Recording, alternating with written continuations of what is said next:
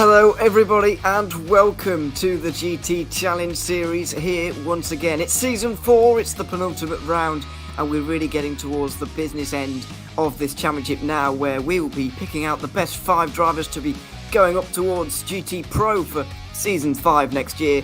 And also the next 5, you've got the chance to race into GT Pro for next season in the relegation race, which is coming up. My name's Ewan O'Leary, I'm alongside Paul Buckley for the race here today. We've got 2 rounds remaining and we've still got plenty of drivers in contention for those different spots, so we're very much looking forward to finding out what's going to happen. And I know, Paul, you're very excited indeed because Spa's one of your favourite circuits. I'm sure it's going to be some of these drivers' favourite circuits as well. It's truly wonderful, and it's a really good place to have this penultimate round. So welcome along, and I hope you're going to enjoy it. I hope everybody at home enjoys it as well, because it's set up to be a wonderful show tonight. Yeah, absolutely. As you say, one of my favourite tracks on the planet, Spa. It's iconic no matter what form of motorsport you follow, with so many really picturesque corners and very famous corners going around here. As well as that, we've got the championship hotting up, as you say. We're reaching the business end.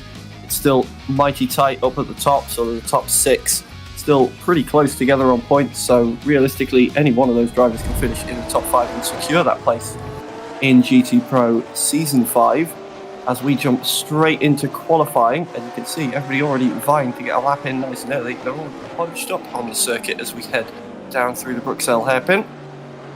And checking out Philip Dries as our first driver to watch, and he is one of those drivers currently in the top 5, 3rd in the championship at the moment, so he has got a little bit of a buffer behind him, but he'll still want a good result tonight.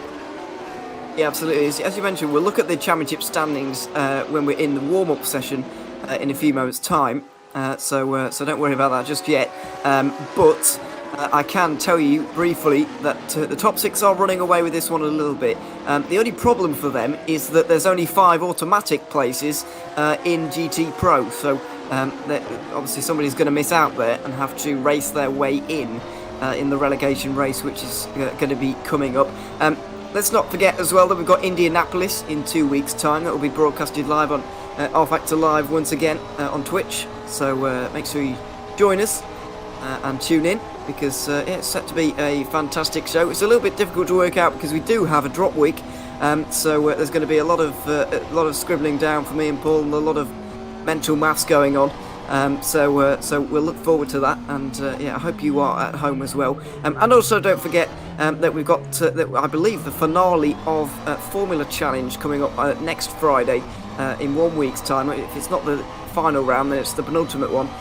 So anyway, with the championship coming to a head there in Formula Challenge as well, and same place, same time actually, you'll be able to watch that here on Twitch. So we're looking forward to that one as well. Make sure you join us for those. But for now, we're on board with the McLaren of Philip Dries, making his way up through Eau Rouge for the very first time. And I was going to save this topic for warm-up a little bit, Paul, actually, but I'll talk about it now since he's on the screen. How impressed I've been with Philip Dries. I've never heard of him coming into this championship, but he's been amazing this season. Yeah, he absolutely has. He's really shown up. As I say, he's sitting quite comfortably in that top 5 at the moment, so he's vying for his place in GT Pro and showing why he deserves to be there so far. Of course, if you do watch the rFactor Live broadcast, I believe it's the BMW challenge he takes part in on a Monday evening as well. You may recognise him and his brother-in-law also take part in that, but for just the GT challenge, it is Philip Dries. And definitely wanting that position in GT Pro Season 5. And you can see already pretty rapid around this lap, 37 dead in the first sector. So we take a look at somebody who's gone even faster, Rory McDuff, who's gone that a little bit quicker, 36.9. So it's already very close, just in a single sector of this lap. So everybody really pushing to get the best result they can out of qualifying and set themselves up nicely for the race coming up. Yeah, and even if you can't actually get pole position here, then at least getting a top 10 will be a good thing, because the qualifying results are reversed, making the grid for the main race, or the feature race as we'll call it, coming up after the sprint race which is a first of 15 minutes. But this is Roy McDuff, the man who won the second race at Lime Rock Park when we had that race about 4 weeks ago now. He won the reverse grid. We'll see if he can do a similar thing here today, or even get up there in the sprint race, because it certainly seems like he has the pace to do so for the moment. There is the line. It's a 2-minute 13.5, we'll call it, and Philip Drees just a little bit behind that as everybody dives for the line on the left-hand side of our screen, as you saw there. And here's Turka Hakkinen, the man in 6th place in the championship, looking to jump himself up towards the front after that DNF at Lime Rock in the feature race. He's dropped down in the standings quite a lot, and so he's going to need to get back up there. Let's see if this is way to do it, and it is indeed a 2-minute 13.3 for him on this occasion. Very strong result for him. So we're seeing the usual suspects like Hakkinen and Drees both up there. Jimmy Nissel is also one of the usual suspects, and he seems to be going pretty well right now as well. Yeah, absolutely. But just to throw a bit of a cat amongst the pigeons, is pole position where you want to be at Spa? Of course, you lead the pack down through Eau Rouge, and then you're onto the Camel Straight, which is an absolutely monumental long straight bit of road, and everybody behind you, you're just cutting a hole in the air for them, and by the time you get down towards the end of that straight, they're going to be all over the back of you if you're not careful trying to make a move. So is that particularly where you're going to want to aim in this qualifying session, or are you going to want to sit yourself in maybe 2nd or 3rd and aim to take a position at the end of the Camel? Is that going to be in anybody's minds as Jimmy Nissel does take that 3rd position? And we take a look at a rare sight in the GT Challenge. We have a Radical with us tonight. Oh, and I'm absolutely delighted about that. I'm sure you are at home as well. Just look at this, absolutely fantastic. This is the car that Erhan Yoski ended up driving throughout Season 3, I believe, of GT Pro, and it eventually got him relegated because of the draft system, making it very difficult for you to go back-to-back now, as he did in Seasons 1 and 2.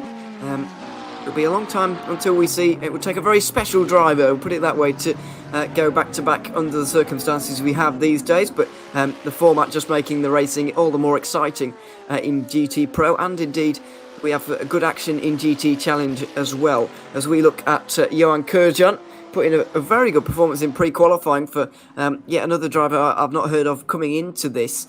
However, 5th place in the pre-qualifying, and actually won the last race that we had at Loch Drummond. He won the feature race, and so he's a force to be reckoned with coming up towards these Spa races, and of course Indianapolis as well.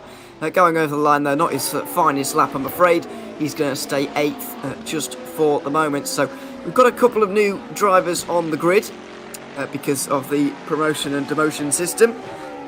It works its way out, and if you have a poor couple of rounds, then you can find yourself going down a split quite easily, and you can find yourself going up a split if you do well in the 2nd split, as David Yunt has been able to do, and a number of others have been able to do. Actually, Scavini, is the uppermost of those who didn't start in the top tier of GT Challenge racing. He's in 10th at the moment, and really showing himself to be very useful indeed, as David Yunt just completing his lap right now, the Swiss driver for Black Hawk Racing in the McLaren, and he is not going to be amongst his fellow McLaren of Jimmy Nissel, I'm afraid. 24th for him at the moment. But these new drivers, you can't expect them to be right up there straight away, I guess, because it's a whole different ball game, really, playing with Division 1 or the top split. It's a whole different ball game than it is in the 2nd split or lower down than that, really. Yeah, absolutely. Though I imagine if any of them are sort of like me, it's a nice bit of a safety net to get promoted into Split 1 and then come to a track like Spa, which may be more familiar to those that maybe dabble with different sort of styles of driving, different formula and so on and so forth, with such a commonly used circuit like Spa-Francorchamps. It could be a nice safety net, something familiar for them to go out on their first foray into the top split, something they know quite well, as opposed to something like maybe a Loch Drummond or a Lime Rock Park that we've had in the previous 2 splits, where maybe it's a little bit more unfamiliar, especially if it's a circuit that isn't a real circuit, it's a fictional circuit, as we've seen already this season as well. So it'll be interesting to see what they can pull out of the bag this evening. And as you say, we've already got Scalvini up into P10. So a very, very good performance from him so far, as Rory McDuff makes it a Citres Nitol Velix 1-2-3 so far in this qualifying session, with Nisula just behind in P4. Yeah, it's looking very good for the Audis up front at the moment, although Nisula is in a McLaren and doing fairly well at the moment, only half a tenth away from Turkka Häkkinen, but this man right now is trying to depose him, so I should say. Christian Mikel of Nitro Velix going purple in the first sector, and looking fairly unbalanced through that chicane there, I have to say, but the Audi does live on the edge just a little bit, really, with the way that it behaves on occasion, going through the middle sector as well, looking very, very strong once again, and with only 18 thousandths of a second to make up, it's looking good for him right now. Mathieu Krupi as well has been putting in a few good performances over the last few weeks, but doesn't find himself inside the top 15 just for now. In terms of the championship, he certainly is in terms of qualifying though, and he's right up towards the front. There you have it, 13-2 from Krupi, and somewhat surprisingly he's jumped himself up 6 places to get onto provisional pole. Now what can Christian Mikel do in response? Championship leader, of course, he's going to go to the front himself, the first man into the 12s, so there's no doubts about his pace heading around Spa, but yeah, very impressed with Krupi in his time there, very good time. Yeah, absolutely. He's had a good last couple of rounds as Mathieu Krupi, and showing that once again here at Spa. And for Christian Mikel, who's just popped himself back up onto the provisional pole, in terms of the overall championship, this could be a dream round for him. Just taking a look, I don't spy one very familiar Erhan Yoski anywhere on that timing tower. So he could well be missing this round. His current drop round as well, as we'll see a little bit later on, was his performance at Lime Rock Park, which only netted him 40 points overall with a... what did he score in that round? It was a 26th and a DNF. Because if he doesn't take part here tonight, he could well score 0, which would then inherit this drop round for him, which means he would have to hold on to that 40-point round he had earlier on, which would give Christian Mikel a huge advantage in this back end of the season to secure the overall GT Challenge Championship. Okay, Yurowski's more than likely at this point to still finish in the top 5 and go back to GT Pro, but in terms of the bragging rights of who wins GT Challenge, Christian Mikel's got all the cards at the moment. Certainly has, and I feel like it's not even that safe for Yoski to be going through with any certainty at the moment. I think he could find himself in the relegation race if he's not careful, but obviously there must be reasons he can't commit to tonight's race and so on and so forth, so there we have it. Kurjan goes into the top 10, as Adam Baldwin also going quickly right now into the top 6, finding himself just 200ths of a second behind Yimi Nisula. Giuseppe Pastore looking to follow his teammate Mathieu Krupi up towards the front, and he's got himself at least inside the top 15, just a second adrift of Mikel. And we see Matthias Weber of Tamna Esports and Tamna Work, and on board with the Radical. This is just a sight for sore eyes, isn't it, really? It's absolutely magical to see this car on the grid once again, and I for one am absolutely delighted. I'm sure you are at home as well. See, doesn't drive to everyone's taste, I will admit, but I think it looks fantastic, and I'm so glad somebody has got it on the grid here today. 25th position for Weber at the moment, 3.7 seconds down, and nearly last on the grid at the moment with 28, I believe, currently out there for qualifying, and there is indeed. Turkka Häkkinen, whether he got slowed up there by Krupi or not remains to be seen, but certainly the two of them running quite close together through that chicane. He doesn't do a bad lap time at all there, actually. Yeah, not bad whatsoever from Turkka Häkkinen. It's still going to be third by a good distance here. So 90 seconds to go, not much time left remaining, and the margins around the top 10 very, very close indeed. If you can get yourself inside that top 10, your sprint race position is very favourable indeed. So a lot of these guys are going to be very motivated to get themselves up towards the front in that sprint race grid order. Yeah, of course, the top 10 qualifying does reverse later on, so it will be very interesting to see how that plays out with just a second separating first to 12th. As you say, there's really not a lot in it. It's a tenth of a second down from 9th to 12th. You've got 3/10 from Krupi back to Mikel, which is probably the biggest gap in the whole top 10, really. Taking a look down that timing tower, so it really does go to show the pace that Christian Mikel's got around this circuit compared to all of his rivals at the moment. As we check out Daniel Stukowski in the Mad for Mini Porsche, down in 18th at the moment, and that's not where he's going to want to be. He's one of the drivers that sort of had he's been showing improvements during the mid-season from what wasn't the best start. He's picked up a few good results, and he's going to want to continue that trend on this evening, but it will be very difficult to do from 18th in that Porsche, as we see him coming up towards the end of the lap now, down towards the bus stop chicane. He's improving and finding a good chunk of time in that middle sector as well, as the checkered flag waves. What is Daniel Stukowski going to be able to pull out of the bag? Was 18th and crosses the line up to P12, so not too bad, but not the greatest lap either. It's not too bad, really, for him. There's not many guys actually out there on the circuit who can actually get in front of Christian Mikel at this point, or who are realistically looking to do so.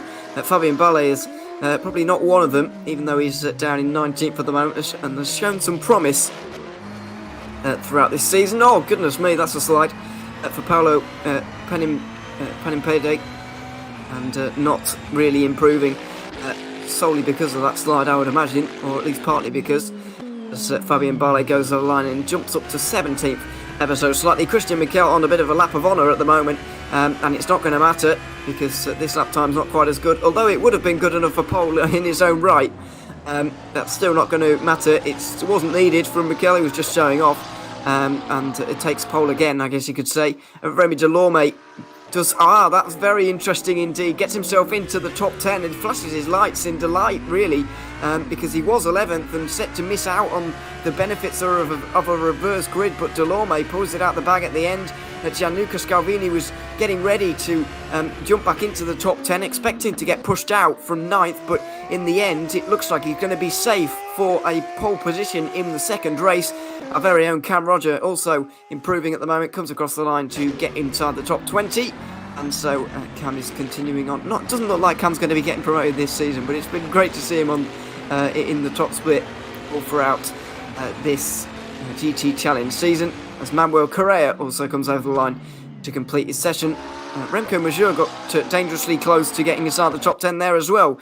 Nello Pastorino can't really do the same, but Scalvini's going to be very, very happy indeed, because he has got himself into the top 10 and will be on pole for the second race of the season. The second race of tonight. So there you have it.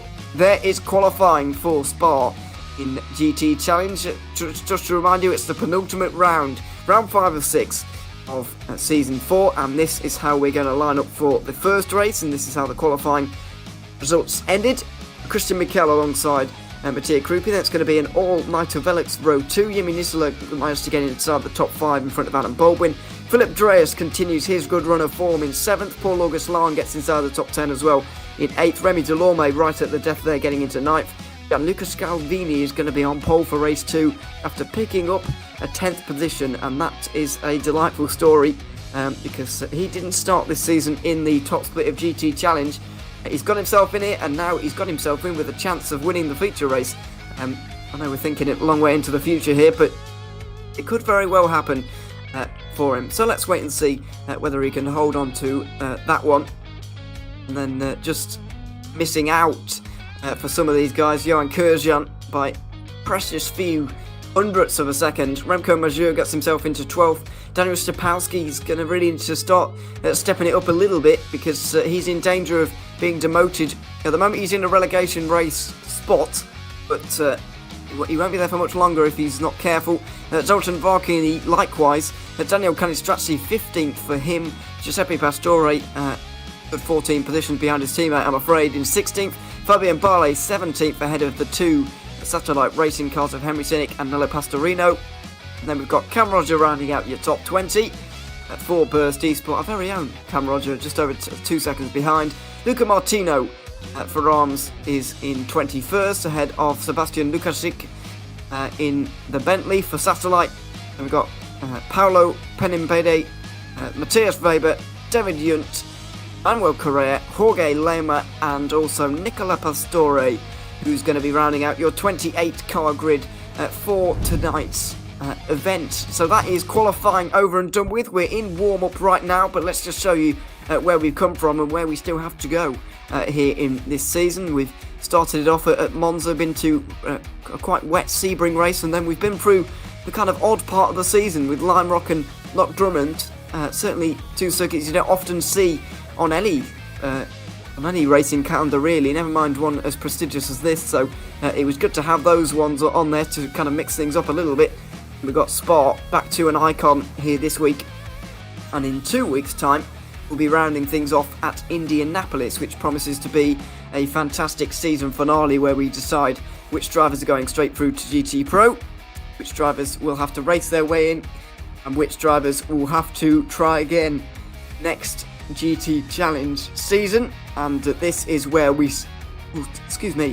stand right now with them. Christian Mikel currently leads by a good way, and he is currently about 27 points above the cut line, I guess you could say, in terms of automatic promotion, to go a bit football on you there. He's looking pretty good right now. Hanyoski less good because he's not here today, and also we'll have to account that 40 in, so he might well lose roughly 20 points on his rivals, which put him right in with Philip Dreyer, Jimmy Nisseler, Adam Baldwin and Turka Hakkinen, who are all in that top 6 we were talking about, kind of running away from the rest of the field. Then if we look back, if we look back to the kind of top 10 bubble area, it's looking very, very close indeed to see who can get into the relegation race. So this is looking like a very tasty championship, Paul. I've got to be honest, I'm looking forward to seeing how it plays out, because that kind of top 5 region is up for debate, with Turka Hakkinen looking to get in, and then it's a complete mess around the edges of the top 10. So there's a lot of things to sort out here, and it's going to be an exceptionally exciting end to this season. There can be no doubt about that. There's going to be mere points separating these guys from GT Pro and GT Challenge in terms of where they're going to be next season. Yeah, absolutely. As you say, it's going to be an absolute nail biter at Indianapolis, I think, regardless of what happens tonight, because you've got, I think it's 10th down to 12th. Thereabouts. We're all on 205. Then you can see Giuseppe Pastore down in 16th isn't that far behind there either.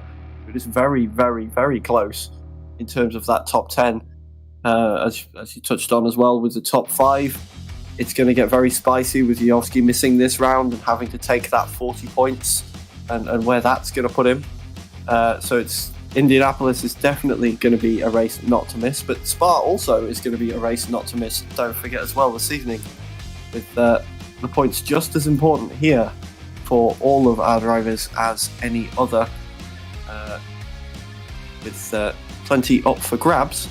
We could see some drivers changing positions. You can see again, even going back down into the 20s, how close it is. You've got Paul Ruslan on 189, Nicola Pastore on 182, Jan Vennegar on 182, Johan Kerjan on 181. So even if they're not fighting for their promotion into GT Pro, or even the chance to, it's the bragging rights of where you finish, and it's getting ever so close all the way up and down the field for even just those extra couple of positions to brag where you finished in GT Challenge this season.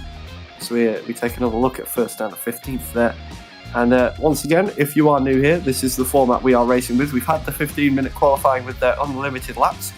Shortly after the warm-up, we'll have the 15-minute sprint race, which will be in that qualifying order.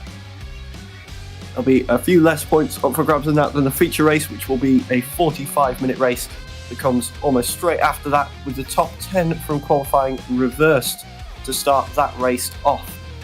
So that'll be very, very interesting as well as we go into our 45-minute main race. And of course, if you did want to try and take part in GT Challenge, it is open for everybody with multiple splits, as we keep mentioning splits going throughout this. So you can start whenever you want. Get your setup going and set some lap times and head into the pre-qualifying for each event and see if you can get up there and get yourself into the top split for this season, or indeed next season as well. Every single Friday, there's 13 different cars to choose from, and we've got a great selection tonight. We've got a Radical on the grid as well. Yeah, that's absolutely, which is great to see.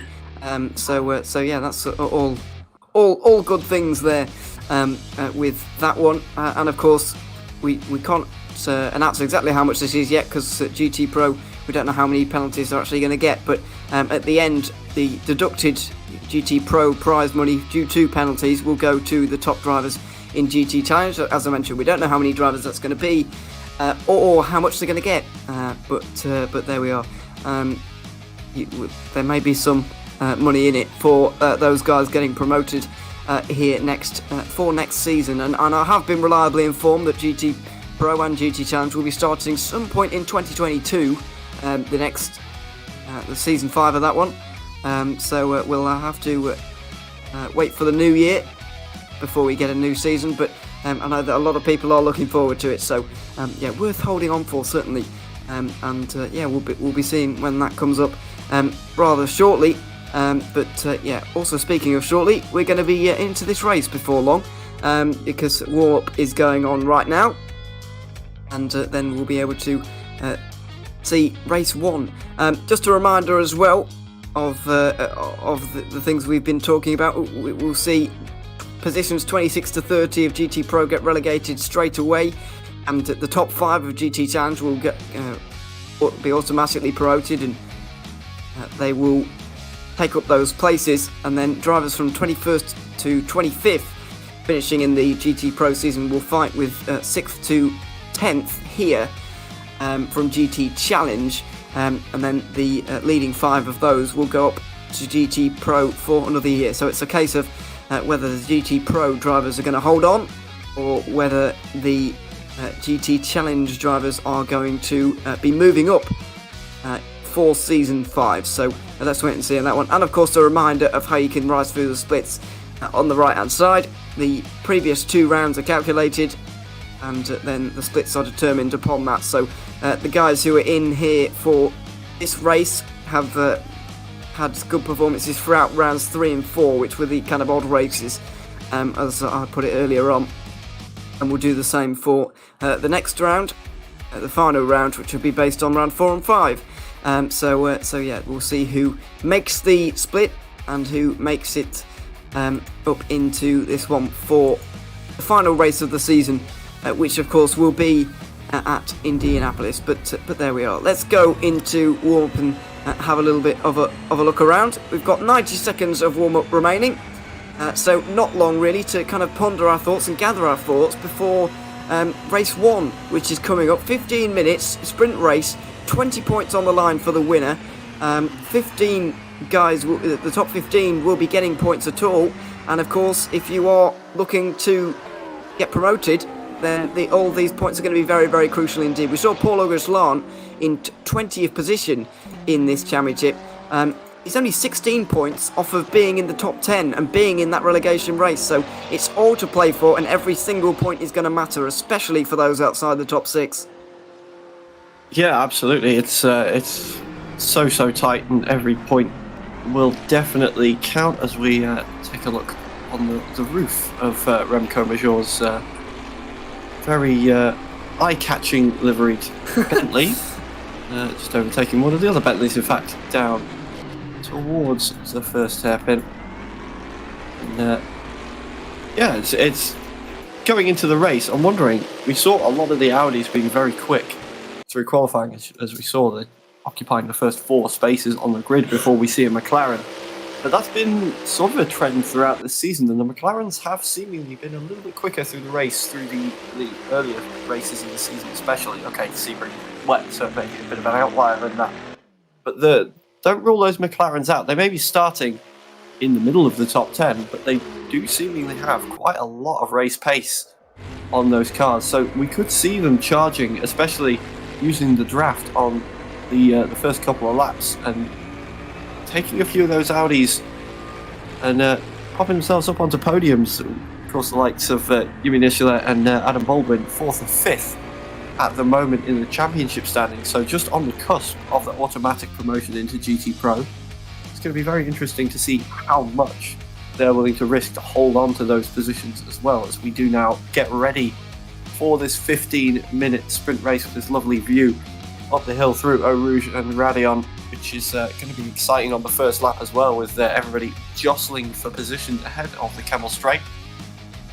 And I wouldn't want to call this one at all at the moment. It's going to be oh so close with so much on the line as well. Everybody's going to be racing for any last point they can pick up. Yeah, they are indeed. So let's see how it's going to play out, really.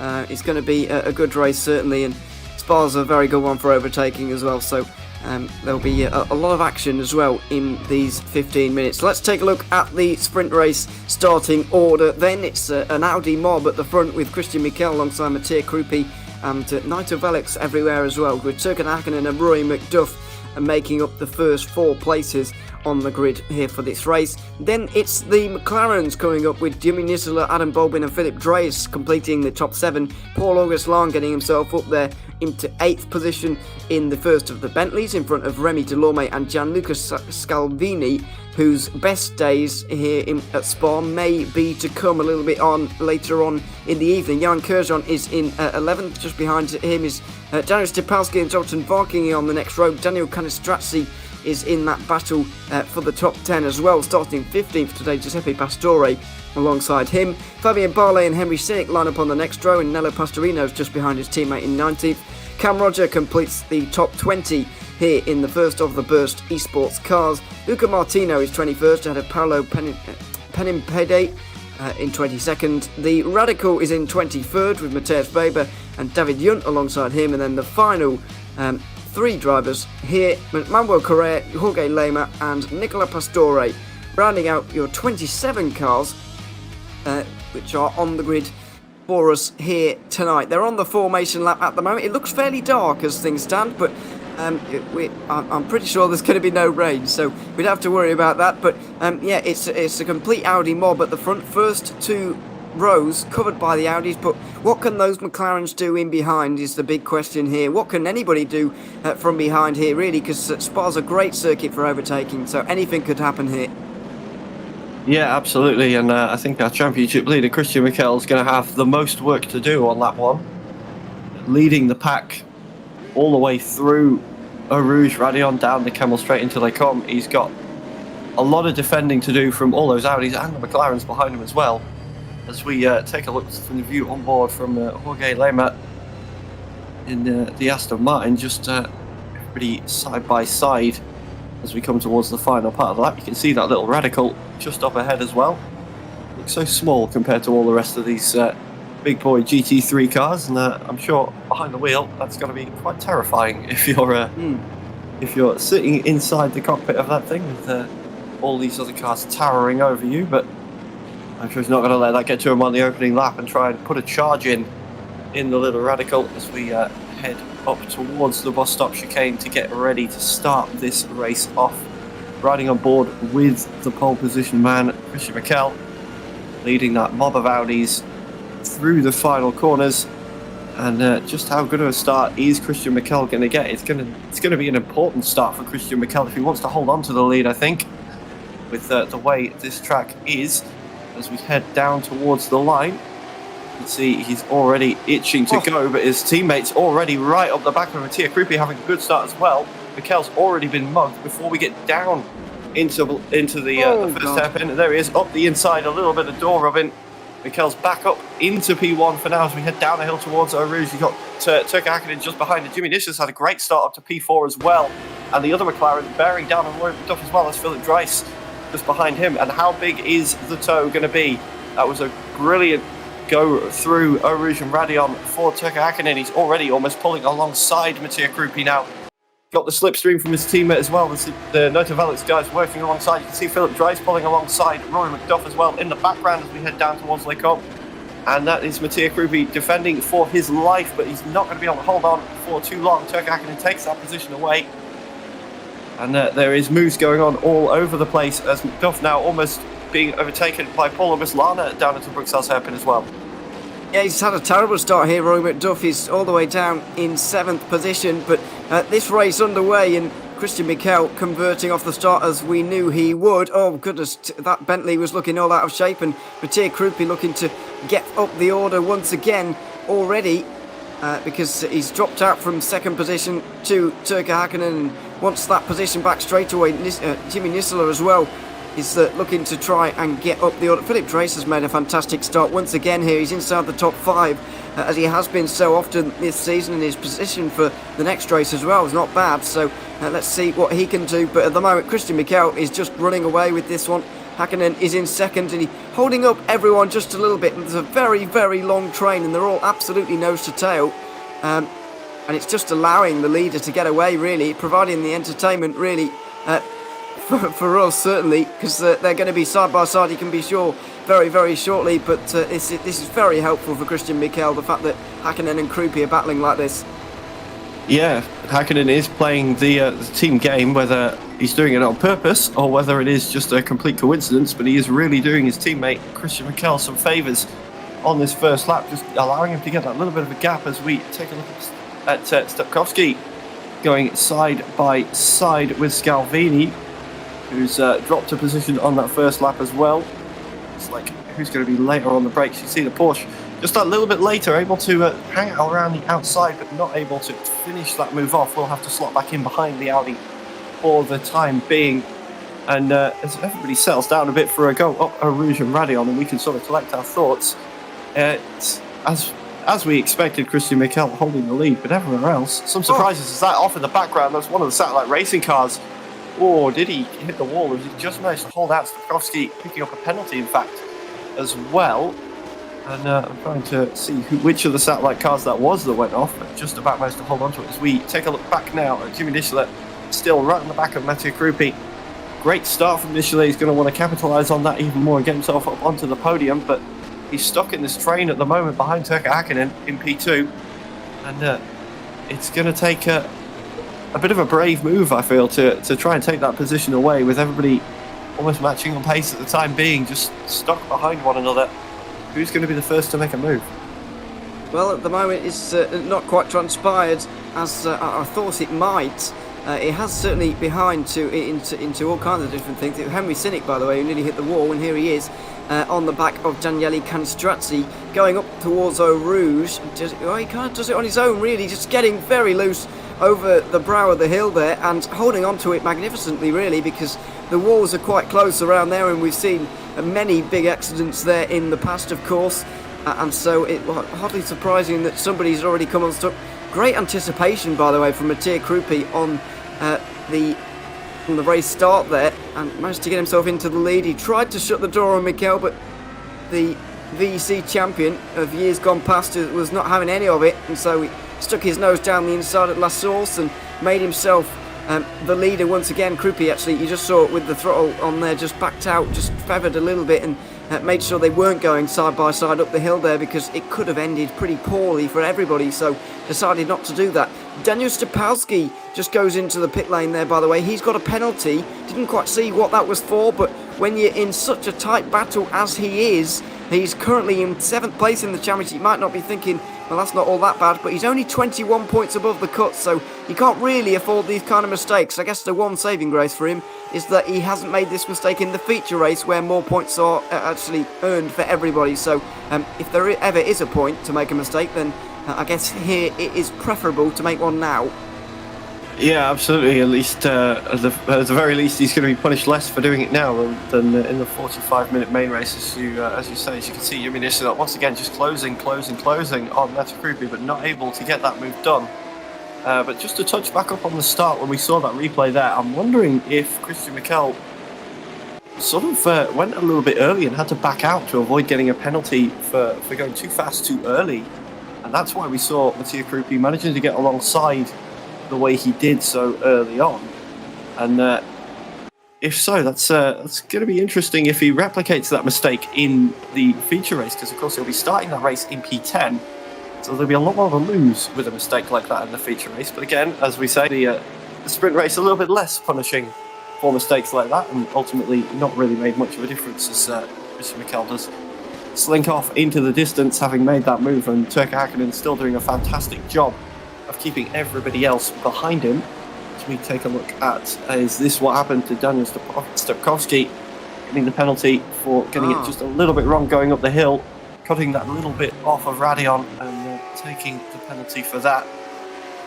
And it is unfortunate, but track limits are what they are, and you've got to respect them. Yeah, absolutely.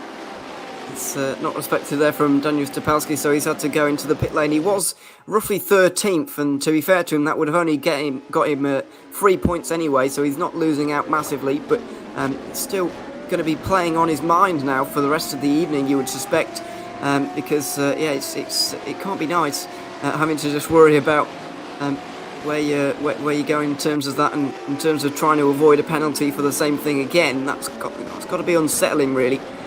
For the rest of the race, the rest of the racing tonight. So let's wait and see how that affects him as we go on board with Adam Baldwin, who qualified in 6th position, just behind Isola, who ended up going forwards. He, unfortunately for him, has gone backwards here in this one. Paul Augustin and Philippe Dress have both managed to get themselves in front of him as he goes monsters the curb, really. And Renko Majeur gets a penalty. They've all just gone over Rouge and Radion, so you can be sure where that was picked up. He might actually have a double blow here as well, because Scalvini is trying to get through on him on the outside line. Breaks very late, bit of contact between the two of them into Lecom, but the Bentley shoves out the Audi. No way through for Scalvini there, but he just needs to bide his time, really. He's going to be inside the top 10 here in a few moments' time anyway, as Daniel Canestrazzi tries to get in front of Varkingi, who made a mistake, but can't quite do it for the moment. Yeah, so it's all heating up in the back end of the top 10. Meanwhile, at the front end of the top 10, Christian Mikel still running away. It was that 3-car battle, and here was the penalty for Remco Major, just as we thought. Losing it through Rouge and having to chop a bit off of Radion and getting punished for it. Those penalties are not messing around, they're absolutely punishing for the tiniest mistakes going up the hill so far this evening. But we take a look back to this battle for the final 2 podium positions, with Turk Akinen still driving what could be the widest Audi on the circuit, just keeping everybody behind him at the moment. Mathieu Krupi trying to find a way past, whilst almost driving in his mirrors to keep that McLaren behind him, Jimmy Nisula as well. And all the way back, here's Adam Baldwin.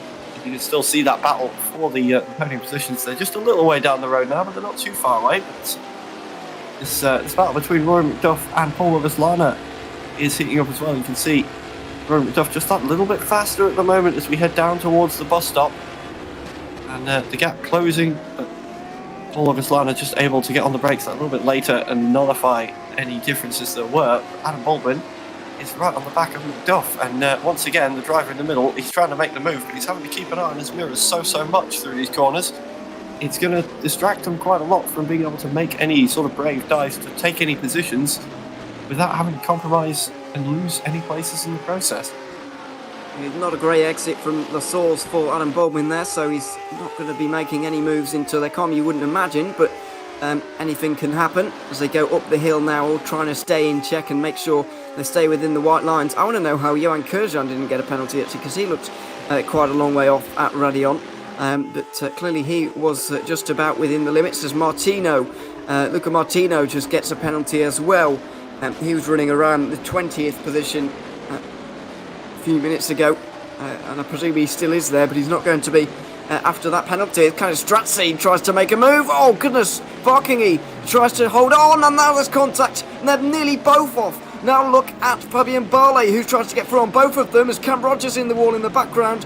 This is very busy all of a sudden, with Canestrazzi sliding everywhere, and now tries to hold on to that position. Varkingi doing the same here with Fabien Barley, who's just taken 2 places in 1 lap, in a few corners, really. Can't believe his luck, he might imagine, and so that was very messy indeed. You can imagine that the altercation between Canestrazzi and Varkingi started before our cameras got focused upon them, because they were at each other's throats going through Lecom there. Yeah, absolutely. I think that may be a result of just how strong the toe is down the Camel Straight, and ever the opportunist,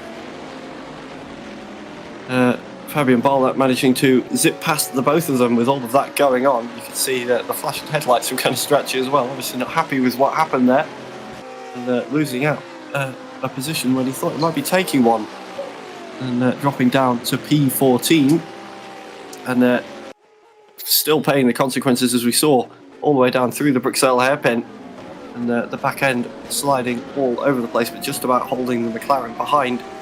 and is now going to be on an absolute charge after feel. That's a bit of contact with Adam Baldwin into the back of Rory McDuff through the middle of the bus stop, and Rory McDuff just about holding onto it, but Adam Baldwin right on the back of him for now. And will he try and move around the outside here at the source? Not left a lot of room at all there. Rory McDuff shutting the door and holding onto that position for now, but with the big long straight ahead.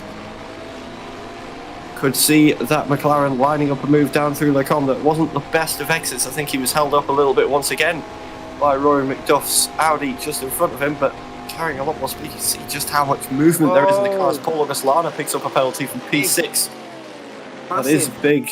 Massive penalty in terms of this championship. Paul Augustlana, he's trying to get himself inside the top 10, and he was on his way to doing so, really. With a lot of points being picked up, it would have been a good 10 points. This is Varkingi and, well, this was quite physical from the very start, really, between the two of them. Varkingi just well to hold on there, and he's not really in control of his car for a lot of this, but either way, it's not good driving from either of them, far too much contact. This is where Cam Roger went wrong, and I'm afraid that was all on his own, lost his rear wing, and so it nearly went into that Ferrari there, I believe, of Luca Martino. Don't know if he knows he's got no front rear wing at this point, but he definitely does now, because he goes for a spin at Bruxelles. Let's take a look at the moment where Paul Augustlana's race really fell apart. It's just that slide on the entry to Eau Rouge and Radion there. He's just really done for him, and he's got a penalty for that one. Adam Baldwin did get down the inside there of Rory McDuff, but it clearly didn't work out, and in the end he actually lost a place to Johan Kurjan, so it just shows the dangers of making a move when the field is so close like this. Yeah, absolutely. Like I was saying earlier, these guys, it's going to take a lot of bravery to get a move done, as we're taking a look at Gianluca Scalvini trying to get back past Remco Major and into the top 10 once again as we head through Blanchimont down towards the bus stop chicane. He's looking ever so close, and but we've seen the Bentleys can be quite good on the brakes, especially into these big braking zones, so a bit of contact as well. Big bit of contact. Yeah, Scalvini doing the right thing there and just backing out of that and just allowing Major to control the car and get everything back to how it should be, as that's a Ferrari going very slidey. Was he, I'm not sure if he was going into the pits there. So David inheriting the position nonetheless, as Paul Augustlana comes in to serve that penalty now. Yeah, it's not going to be no points for him and no points for Paolo Penimpede either. He also got a penalty, it seems. And so they're both in the pit lane right now. Jimmy Nisela and Batir Krupi are fighting it out right now. This is over a couple of points if Nisela could get them, but not able to. Fabien Barlet on the last lap. He was looking on course for 5 points in this one, but they're going to be taken away from him now with a penalty. And so that's going to disappoint him greatly. Once again, Krupi on the defensive here, trying to get himself some precious points. With Nisela doing the same. Nisela came into today just 8 points in front of Turkka Häkkinen, and at the moment Häkkinen is gaining 4 of those points on him, so that is going to be a problem for the Finnish driver heading into the second race of the night. Häkkinen only 4 points behind him. To be fair to them, they're all going to be gaining on Adam Baldwin, who's lost a couple of points in this one, and Philip Dreis as well, who's losing out just a little bit. But there you have it. Daniele Canestrazzi as well from 12th. He was on course for 4 points, but no longer. He has got a penalty right now and might have got in trouble with the altercation with Varkini anyway, but it doesn't really matter anymore, as Cam Roger leaves the pit lane very disappointed with how his race has gone after he had a spin. Well, sort of a half spin, but certain contact with the barriers and no rear wing for him. Spelt the end of the competitive part of his race anyway, as we're on board with Scalvini once again on the final lap. The leaders coming up towards the line as we speak, really, with Christian Mikel having controlled the entire race so far. He's going to lead home a Night of Relics 1-2 at Spa-Francorchamps. It's Christian Mikel's second race win of the GT Challenge season, and so he takes the lead in the championship, or holds on to the lead in the championship just for the moment, ahead of Turkka Häkkinen. Remco Major holds on to 8th position, but he's going to drop down as in the pit lane. Adam Baldwin here very late on, seemingly with a penalty, so he's going to lose out on a whole stack of points here, and Hakkinen and Nisula are going to pull away from him, but it's Christian Mikel with his second race win of the season and his first sprint race win, which are arguably more impressive in terms of a pace situation, because after all he started on pole, he controlled the race and he converted with a very impressive race victory indeed. In front of Turkka Hakkinen, Mattia Krupi rounding out your podium, then Jimi Nisula and Philip Dreist are your top 5. Roy McDuff, a disappointing 6th after where he qualified. Johan Curzon and Gianluca Scalvini both managed to improve on their qualifyings, with Zoltan Varkingi and Giuseppe Pastore managing to get himself inside the top 10. A fantastic drive indeed from him. So a good race in the end, plenty of action up and down the order, but I feel like things might go a little bit more crazy in the feature race. We'll wait and see, but that was certainly an entertaining race and a bit of a mixed up order as well. These penalties have been throwing a real spanner in the works. Absolutely, it has been mega punishing on these drivers for making a mistake going up the hill, and that'll be playing on everyone's mind going into the 45-minute main race. As we take a look at the P11 down to P20, I'm guessing it's P20, though it does say P23, with Henry Sinnick, David Junt, Nicola Pastore and Matthias Weber in the Radical up to P14 at the end of that. A very impressive performance from him, as Manuel Correa finishes 15th with Paul Auguslana, Daniel Stopkowski, Luca Martino, Paolo Penimpedi down to 19th, and then Remco Major behind in, I believe, is P20. But yeah, going into the feature race, having seen the amount of penalties we've just had handed out in the 15-minute sprint races, this was Matthias Weber at the end of the race celebrating what was a very impressive P14 in the Radical, with a little bit of weaving and drifting going on down the straight there. It's great to see a Radical on the grid, and even more great to see a Radical performing just so well around this circuit. To have made up that many positions is very, very impressive indeed.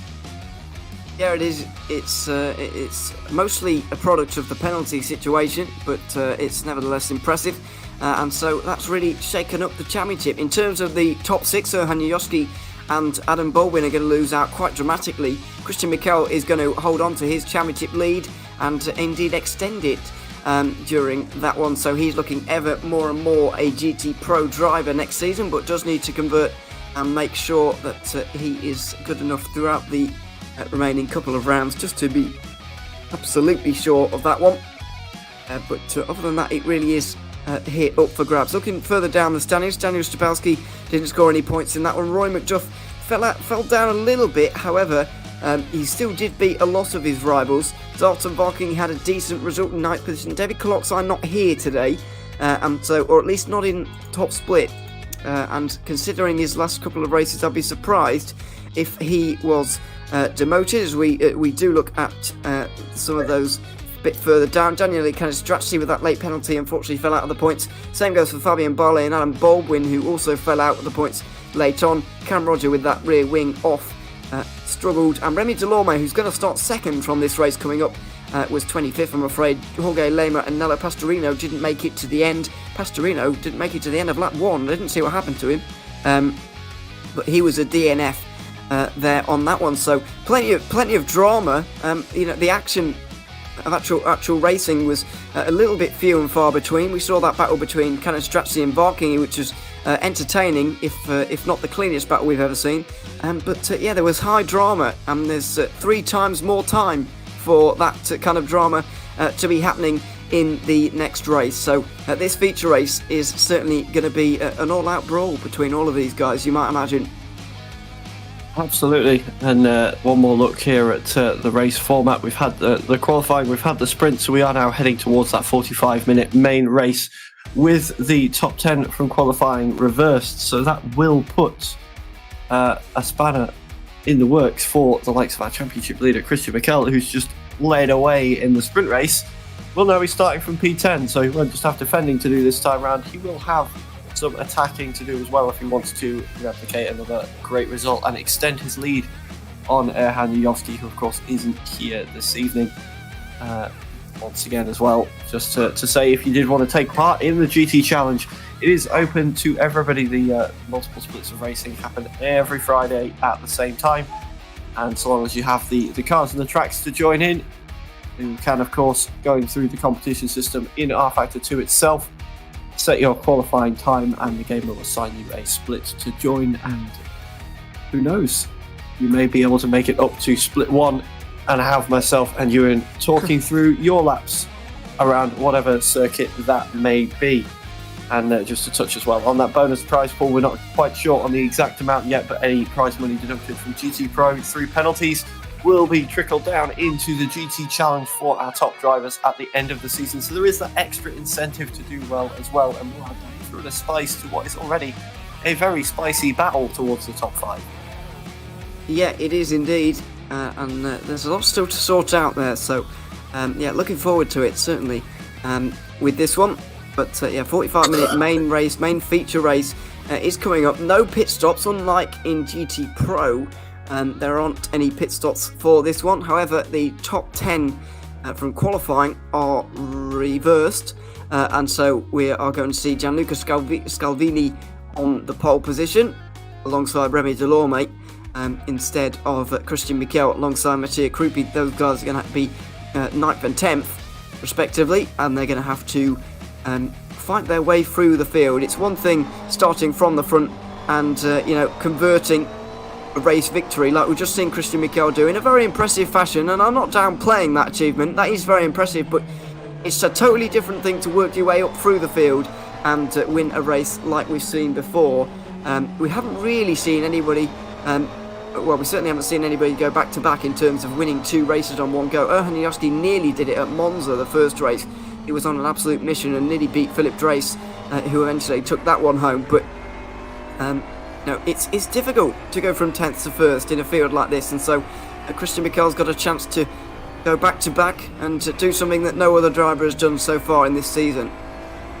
Yeah, but just to play devil's advocate on that point, just looking through the previous results this season, whenever the opportunity has arisen for Christian Michel to pull that sort of a show off, he's never really been able to manage it. Just looking back to Monza, he finished 2nd in the sprint race, but then only 7th in the feature. He finished 5th in the feature at Sebring and then won the main race, and then 2nd in the sprint race at Lightmore Park, 5th in the main race. So whenever he starts outside of the podium positions, he so far this season, he does seem to struggle a little bit getting up to those positions with the need to overtake. So that may be playing on his mind going into this. He's not been able to pull it off so far, but if there's ever a track to do it on, Spa-Francorchamps is that track.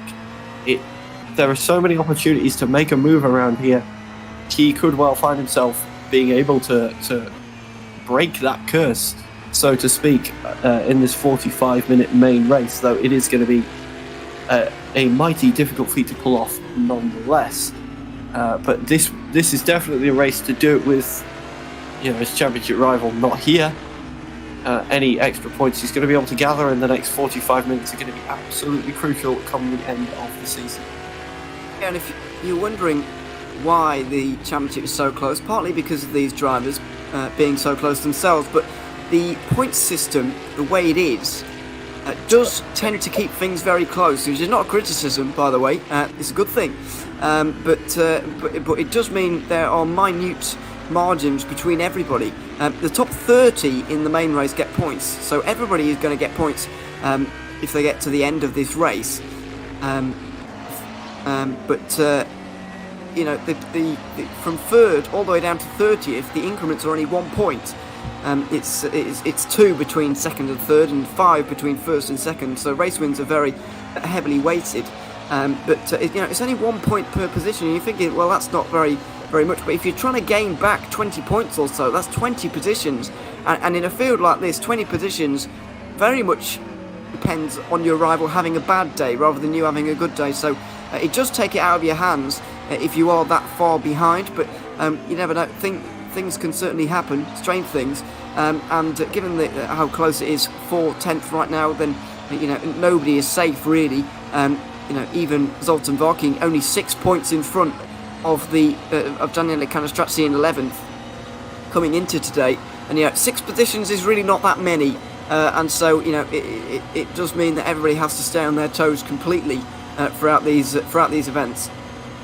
Yeah, absolutely, and this touches upon something I wanted to mention as well. In consistency is key in a format such as this. So this is why we've seen Christian Mikel doing so well this season. He's had a very consistent season so far, with at least one first or second in every race I believe we've had so far. So able to pick up a very solid haul of points every race we go to, whereas Andriowski has had what could be described as a bit of a shocker of a mid-season. Of course, not even here today. A 26th and a DNF at Lime Rock Park. That's the real kicker for Andriowski coming in, who we thought was going to be an absolute shoo-in to just run away with this as a 2-time GT Pro champion. But it just shows how competitive this field is. Of course, he's still fighting with other drivers that were relegated alongside him. But even so, that consistency, or having a bad week and then missing a week, that's really going to hurt. And yeah, the format really coming to a brilliant finale with how close everyone is as well. Yeah, it is indeed. Let's go on board with Roy McDuff then and have a little bit of a volume up section where we listen to this Audi making its way through the Spa-Francorchamps circuit.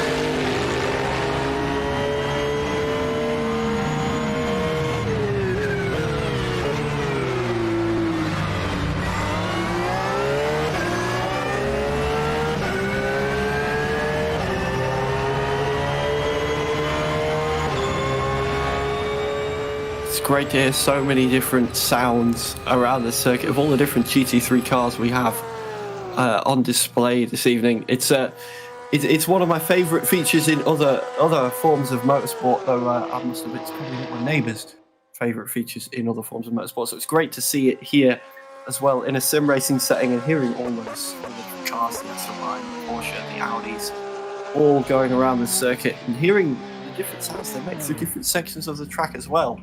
Gives you a good insight, if you sort of know what you're listening for, as to exactly what each driver is doing in each part of the track. As we start to round out the warm-up now and get ready for the main race, just taking a look at the McLaren of Henry Sinnock. Satellite Racing just coming towards the end of a lap. We'll be able to get one more in if he chooses to in this warm-up session. Through the bus stop once more and then down towards the line.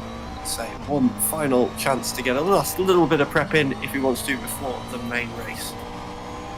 Yeah, it was a great view of the variety that we have on the grid here tonight. It's probably the best variety we've had all season, really, with the Audi, McLaren and Bentley have been stalwarts of the championship. Henry Sinnock is having a playful crash going out of La Source there with the time running out, but we've had the Audi, McLaren and Bentley up there and very present throughout this season. But we haven't seen very much of the Ferrari or the Radical, or certainly not the Radical.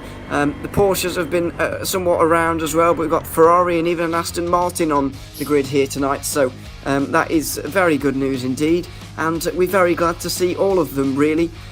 because it just does show the kind of variety that we have in the field here tonight, and it is absolutely wonderful indeed. So yeah, very much looking forward to seeing them all in action once again. They're just getting themselves set up now and ready for this formation lap, which is coming up in a few minutes' time. We'll be looking at the starting grid in the not too distant future as well to see who is on pawn, who is where in this one. But we do know already, because I've been very excited about it pretty much since the qualifying session. Gianluca Scalvini is going to be on pole alongside Remy Delorme, with that late lap time getting himself onto the front row for this race. So let's see how they do. Paul-Auguste Lahn looking to avenge his demise in race 1. Philip Drace always gets up there in the feature race, so watch out for him. He's already won one this season. Jimmy Nisela rounds out the top 5 ahead of the Audis, 4 of them: Rory McDuff, Turger Hakkinen, Mattia Krupi, your top 8, and then we have Christian Mikel in 9th. Johan Kurjan is running out the top 10 ahead of Remco Major, who just missed out on pole for this one. Daniel Stapalski is in 12th, and these guys are all in the same position they were for the first race. So it's Barking and Connor Strazzi together once again. Whether that's a good idea or not, we'll wait and see. Giuseppe Pastore rounds up the top 15 in front of Fabian Barley, who had to serve a penalty late on in the first race. All satellite racing on row 9. Henry Sinnick in front of Nella Pastorino. Then we've got Cam Roger and Luca Martino on row 10 to round out your top 20. Then it's Paolo Penimpede alongside the Radical. David Yunt is alongside Manuel Correa on the 12th row there for Black Hawk Racing. And then finally, Jorge Lema and Nicola Pastore have their own row right at the very end. In row 13, they're going to be bringing up the rear of the field here for this race. So 3 races to go here in GT Challenge Season 4. And yeah, one at Spa. Gianluca Scalvini is going to be heading the field, and he's going to be the one to take us to the green flag, which is coming up in a few moments' time. We're on the formation lap at the moment, and as you can see from his inputs there on the bottom right hand side of your screen, he's clearly trying to warm the brakes up to a comfortable temperature by just using them while he's dragging the throttle there just a little bit. So I wouldn't advise doing that in real life, by the way, but it's very effective in sim to warm up the brakes, and he's going to need them certainly. Not so much down into La Source, although he could lose the lead into there. We saw Christian Mikel doing that, but the run up towards Les Combes is going to be the real big one, and that is going to be the difficult one to hold on to his lead, really. So let's wait and see if he can indeed do it. There's a full look at your order. Scalvini alongside Delorme, Auguste Lahn, then Dreis on the second row, and it's going to be very interesting to see how Paul-Auguste Lahn attacks this race, in my opinion anyway, because he will be clearly a little bit put off by his penalty that he got towards the end of the last race. That's going to be playing on his mind throughout this one. So let's wait and see how he deals with that. We're on board with Jimmy Nisela, who's always good on the starts, and we'll be looking to make up places, and these guys certainly will, because they can't actually go much further backwards here. Giuseppe Pastore, Nicola Pastore is at the back there. Giuseppe Pastore 15th, right in the middle of the pack. Roy McDuff as well, looking for a better start than he had on the last occasion. Through the bus stop we go then, and the second race of our Spa Spectacular is going to get underway. Gianluca Scalvini in control of the field and holds them for a very long time indeed. Goodness me, trying to slip through the middle there. Turker Hakkinen, I believe it was, already up in front of his teammate, which is remarkable as they go into turn 1. Scalvini holds on to the lead. Paul-Auguste Lahn making good headway as well on the inside line there, side by side with Remy Delorme. Look at Turker Hakkinen though, he's all over the back of Jimmy Nisela already, and alongside him as they go into Eau Rouge. Who's going to back out between those two? Well, neither of them. They're going to go for it up the hill, side by side, and it's not turned out well. Turk Hakkinen in front of the field. Oh no, it's a huge accident. There's cars everywhere, there's body parts everywhere, and oh, it's a mess. It's an absolute mess. There is cars everywhere on this field right now. Big players in this race already out, and that is a terrible, terrible, terrible accident. Remnants of 1998 in the open wheels there, with the way that went through the top of the hill. So many big names getting involved in that. I don't even think how many cars have just been forced to retire from that. Yeah, you can see 25th, Kurjan's out, Hakkinen's out. So that was the Knight of Alex car we saw getting heavily involved as well. A lot of damage to those further back as well. Stepkovsky also retires from the race now, down in 24. Cynic out as well. So many names dropping out from that absolute catastrophe going through Radion, and then claiming a few victims. Worth noting as well, we didn't touch up on it on the warm-up lap, but there is one name missing from the top 10 that should have been there. I noticed Christian Mikel starting in P9. He's still there at the moment. Adam Baldwin not on the grid for the start of this race. Interesting. Not sure why, but he's not going to be scoring very many points here this round by the looks of things. Oh goodness me, the retirements list at the bottom of your screen is getting longer. Now contains Stepowski and Cynic as well as Kurjan there. So goodness me, that's not good news. Turga Hakkinen as well, of course, who is out of this one. As down the inside goes Philip Drace. He's a master at the feature race, and he's up inside the top 3 already there in front of Remy Delorme. Oh goodness, that's a bit of a stack up as well. Remco Major has got himself into the top 5 as well after only one lap. He managed to pick his way through the chaos very nicely indeed, despite starting outside of the top 10, which was really put him in the danger zone. We're going to try and get a replay of all that for you, but it was an absolute mess and difficult to get to the bottom of, really. Presumably Nisela and Hakkinen came into contact through this portion of the racetrack right here as they were going side by side, and in the end Turga Hakkinen was just spat in front of the field, and when it's so high speed there's no chance of avoiding it, especially some of these guys approaching on the accident wouldn't have even known it had happened, as Remco Major, one of those who picked his way through the chaos, gets himself into 4th place, but not for very long. Remy Delorme tried to come back at him, but couldn't quite do it. So, yeah, a lot to unpick there out of the first lap. Yeah, I can't wait to see that replay, just to see what happened. And speak of the devil, I think it may be coming up now. So this was the start for Turga Hakkinen. As we saw, he got an absolute blinder and just managed to pip a few of them up into, what's this, P5, back brakes quite early to avoid contact, what seemingly ironically, as we're about to see in a moment. Still battling away with Philip Dryce and Satellite Car just to his right hand side, coming down the hill then towards Eau Rouge. They're still running side by side. He saw a little bit of an opportunity on Philip Dryce, and indeed coming up the inside. Oh. Philip Dryce, I don't think, saw him, taps the front end, and at that point he's a passenger in what became an aeroplane crash. There's so many cars getting caught up, as we're about to see from this view from the top of the hill. We'll see the first few cars go through. There they go, and there is a sideways Turga Hakkinen, and that's a big clout. Huge crash. And, Johan Kurjan with the biggest hit there. Excuse me, Johan Kurjan was absolutely pelted into the wall there. That's sickening impact for him. Zoltan Varking, he's going to have a good view of it as well.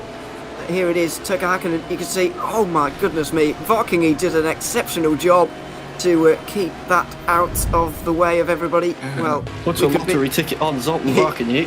Yeah, well, yeah.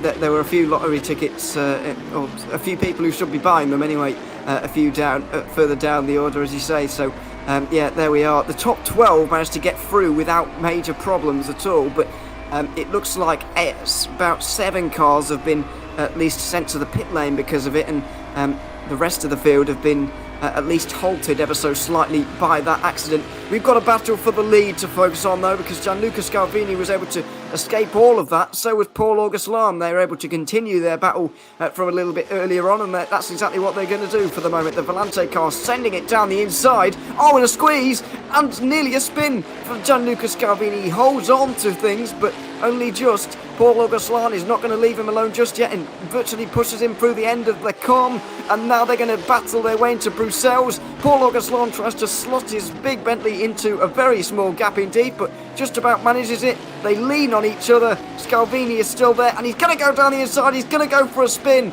into no name. Oh, Philip Drace! Philip Drace gets caught up in it. One of the main players in this championship. He's going to lose a load of points, and that was very, very avoidable in terms of Scalvini going for the spin in the first place, but Philip Drace just appeared on that and unfortunately he's going to lose a lot of points because of it. Yeah, absolutely. I think Scalvini just almost a little bit unsighted by the Bentley sliding up the inside of the Bruxelles hairpin, trying to come back through No Name. And by the looks of that camera angle, it did seem like that gap was never really going to be there. So a little bit of an opportunistic move, and it's ended in tears for himself and Philip Dryce as well, who is yet another car in this race to collect an Audi. And they do seem to be a very collectible thing so far. Many drivers seem to want to get in on that so far. And yeah, chaos ensues once more at Spa. It's one of the reasons why it's my favourite circuit, because it's completely unpredictable. Mathieu Krupi absolutely sending it on Delorme and making the move stick into the bus stop. There's a very clean move there, and back up onto the podium for Mathieu Krupi. He's having a great round so far. We saw him finish P3 in the sprint race, and he's up to P3 now in the feature as well. Yeah, but the more impressive thing about this one is that he started this one from 9th. So there you have it. Here's Cam Rogers' view of things, by the way. That was opportunistic from him. Very good driving. Well, I'll say good driving. He's gone across the corner slightly and a lot of contact. But actually, the fact that they slowed up so much might have actually helped him. And the seas just parted for him there a little bit. Able to get through quite nicely. Nello Pastorino had a pretty wild ride, as we're about to see. There's Cam Roger getting up the inside of one of the Bentleys. And just look at this. Oh, my Lord. And he just get caught up in it, ironically hitting his teammate there, Nello Pastorino. Gets away without major damage, I think, but still got caught up in it and held up by that particular accident. And yeah, he's trying to find his way back to the pit lane. So's that Ferrari, who was up just in front of him there. As we go back to side-by-side racing, Remy Delorme, I'm afraid after a fantastic start, holding on to that second place. He's now starting to bleed positions and can't seem to stop it, with Yimi Nisela next on the list. Then he's got 2 Nitro Velux cars to be defending from, and it's going to be a tall order for him to do so. On the inside of Pouon, he's going to be able to manage it, but how long for? A cutback from Nisela is going to give him the outside line for the next corner, which is a right-hander, but he's not able to make it through, and now this allows Roy McDuff to get involved. So this is where things become more difficult. If you can get the move done straight away, then it becomes a little bit easier, but once it starts going on like this, it gets more difficult, as Christian Michel is finding out, because he's just been passed by Daniele Canestrazzi as well. Yeah, absolutely, and I think one of the important things for some of these guys like Jimmy Nishala, especially given what's gone on around him so far in this race, is there is 36 minutes left. As much as you want to be getting past as soon as you can, patience is an option in the overall grand scheme of things so far. Yes, he's got some of his championship rivals bearing down behind, but he doesn't need to rush this move. He can play it safe. He's seen what happens if you maybe don't play it safe in this race so far as well. With his teammate, one of those that was involved, in fact, two of his teammates even involved in the accidents we've seen earlier on. So we'll be keeping that in mind whilst trying to plan this move to get past Remy Delorme. We'll know he's got more pace at this point in the race to be able to get that move done. It's more a matter of when rather than if. At this point in time, just needs to be wary of Rory McDuff behind him. And at the moment, Remy Delorme is sort of feeding these guys all into each other in an attempt to hold on to this position, but it will all depend. There's a bit of a wobble there for Jimmy Nisser. I was about to say it's all going to depend on how well they can take Rouge and Radion, but Jimmy Nisser not having the best drive through there. As we take a look back from Remy Delorme now, you can see Jimmy Nisser's trying to see if there's a gap forming, but because of the way that Rouge and Radion went, I don't think he was able to get it. As we take a look at a replay of Gianluca Scalvini once more within his battle with Paul Auguslana up the front.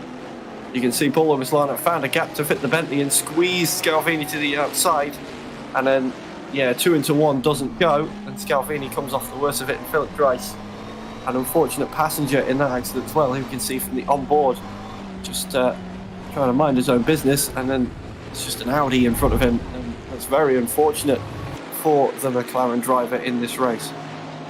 It's easy to say with hindsight that he could have avoided it, but I think it's a little bit more difficult than that for Dryce, who was presented with that Audi perpendicular to the road and didn't really know where to go because of it, but there we are. He was going for a gap that quickly closed due to that Audi, and I don't think Paul Augustin, by the way, was at fault for that incident at No Name. I think he was just taking it. Well, he wasn't taking his line, so to speak, but he was giving the space to Scalvini, and I don't think that Scalvini was going to hit the apex, actually. If they had indeed carried on their trajectories, I don't think it was going to even hit the apex. So, yeah, it's not August Lahn's fault, I wouldn't have said, but let's wait and see what the stewards say about that one. You never know, as Remy Delorme is still defending here for fourth position, is up towards the front, or further towards the front. Mattia Krupi is doing a good job of getting up the positions, and nearly got another one added to his list with Remco Major just in front of him. As you can see right now, they were side by side briefly into the bus stop chicane, but no move made, and Bentley went very wide into La Source there. Krupi with a much better exit might be able to have a go into Lecom. I don't think anybody's going to be going through Arouge or Radion anymore after the incident that we saw at the top of the hill on the lap 1 of this race, and hopefully we won't be seeing again between any of these guys. Just look how close Krupi is at the moment. The Bentley really under a lot of pressure. Remco Major is going to be defending, and he does so on the right hand side. Krupi outside line, although not that far along the outside, so he's going to have to find another way to get through here. As you mentioned earlier, the Bentley seeming very good on the brakes there, and it certainly was on that occasion. Yeah, absolutely. You can see Krupi's absolutely chomping at the bit to get past that Bentley, but some nice defence coming in from Remco Major, just able to hold on to that position for the time being. Meanwhile, Yumi Nishida's still right on the back of Remy Delorme as well.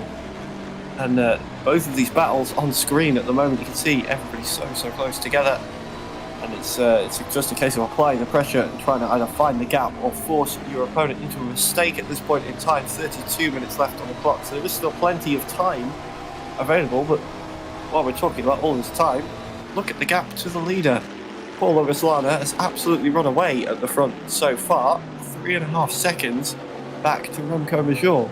So even if Krupi does manage to get past, he's got some time to close if he wants to go for the race win. He is looking for a dive there as we head through the campus section of the track, I believe that was, and not quite able to get the move done. Just about holds onto it, but he's going to have to recompose himself now as we head up towards the bus stop and try and close back in on Bentley. Yumi Nishida still right on the back of that McLaren out in front of him, and thanks to that little bit of a mistake from Krupi, that's meant that this 2-car battle's become a 4-car battle. Oh, look at the run from Nisila, and he's on the outside line of Delorme, but not able to make it work through the bus stop.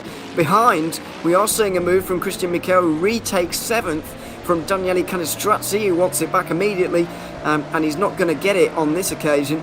But this is starting to hot up now with Remco Major now heading this train, really. Remy Delorme's gotten to the back of that battling pair. It's now a full-on train all the way down to 9th. So there's 8 cars involved here now, all battling over 2nd position.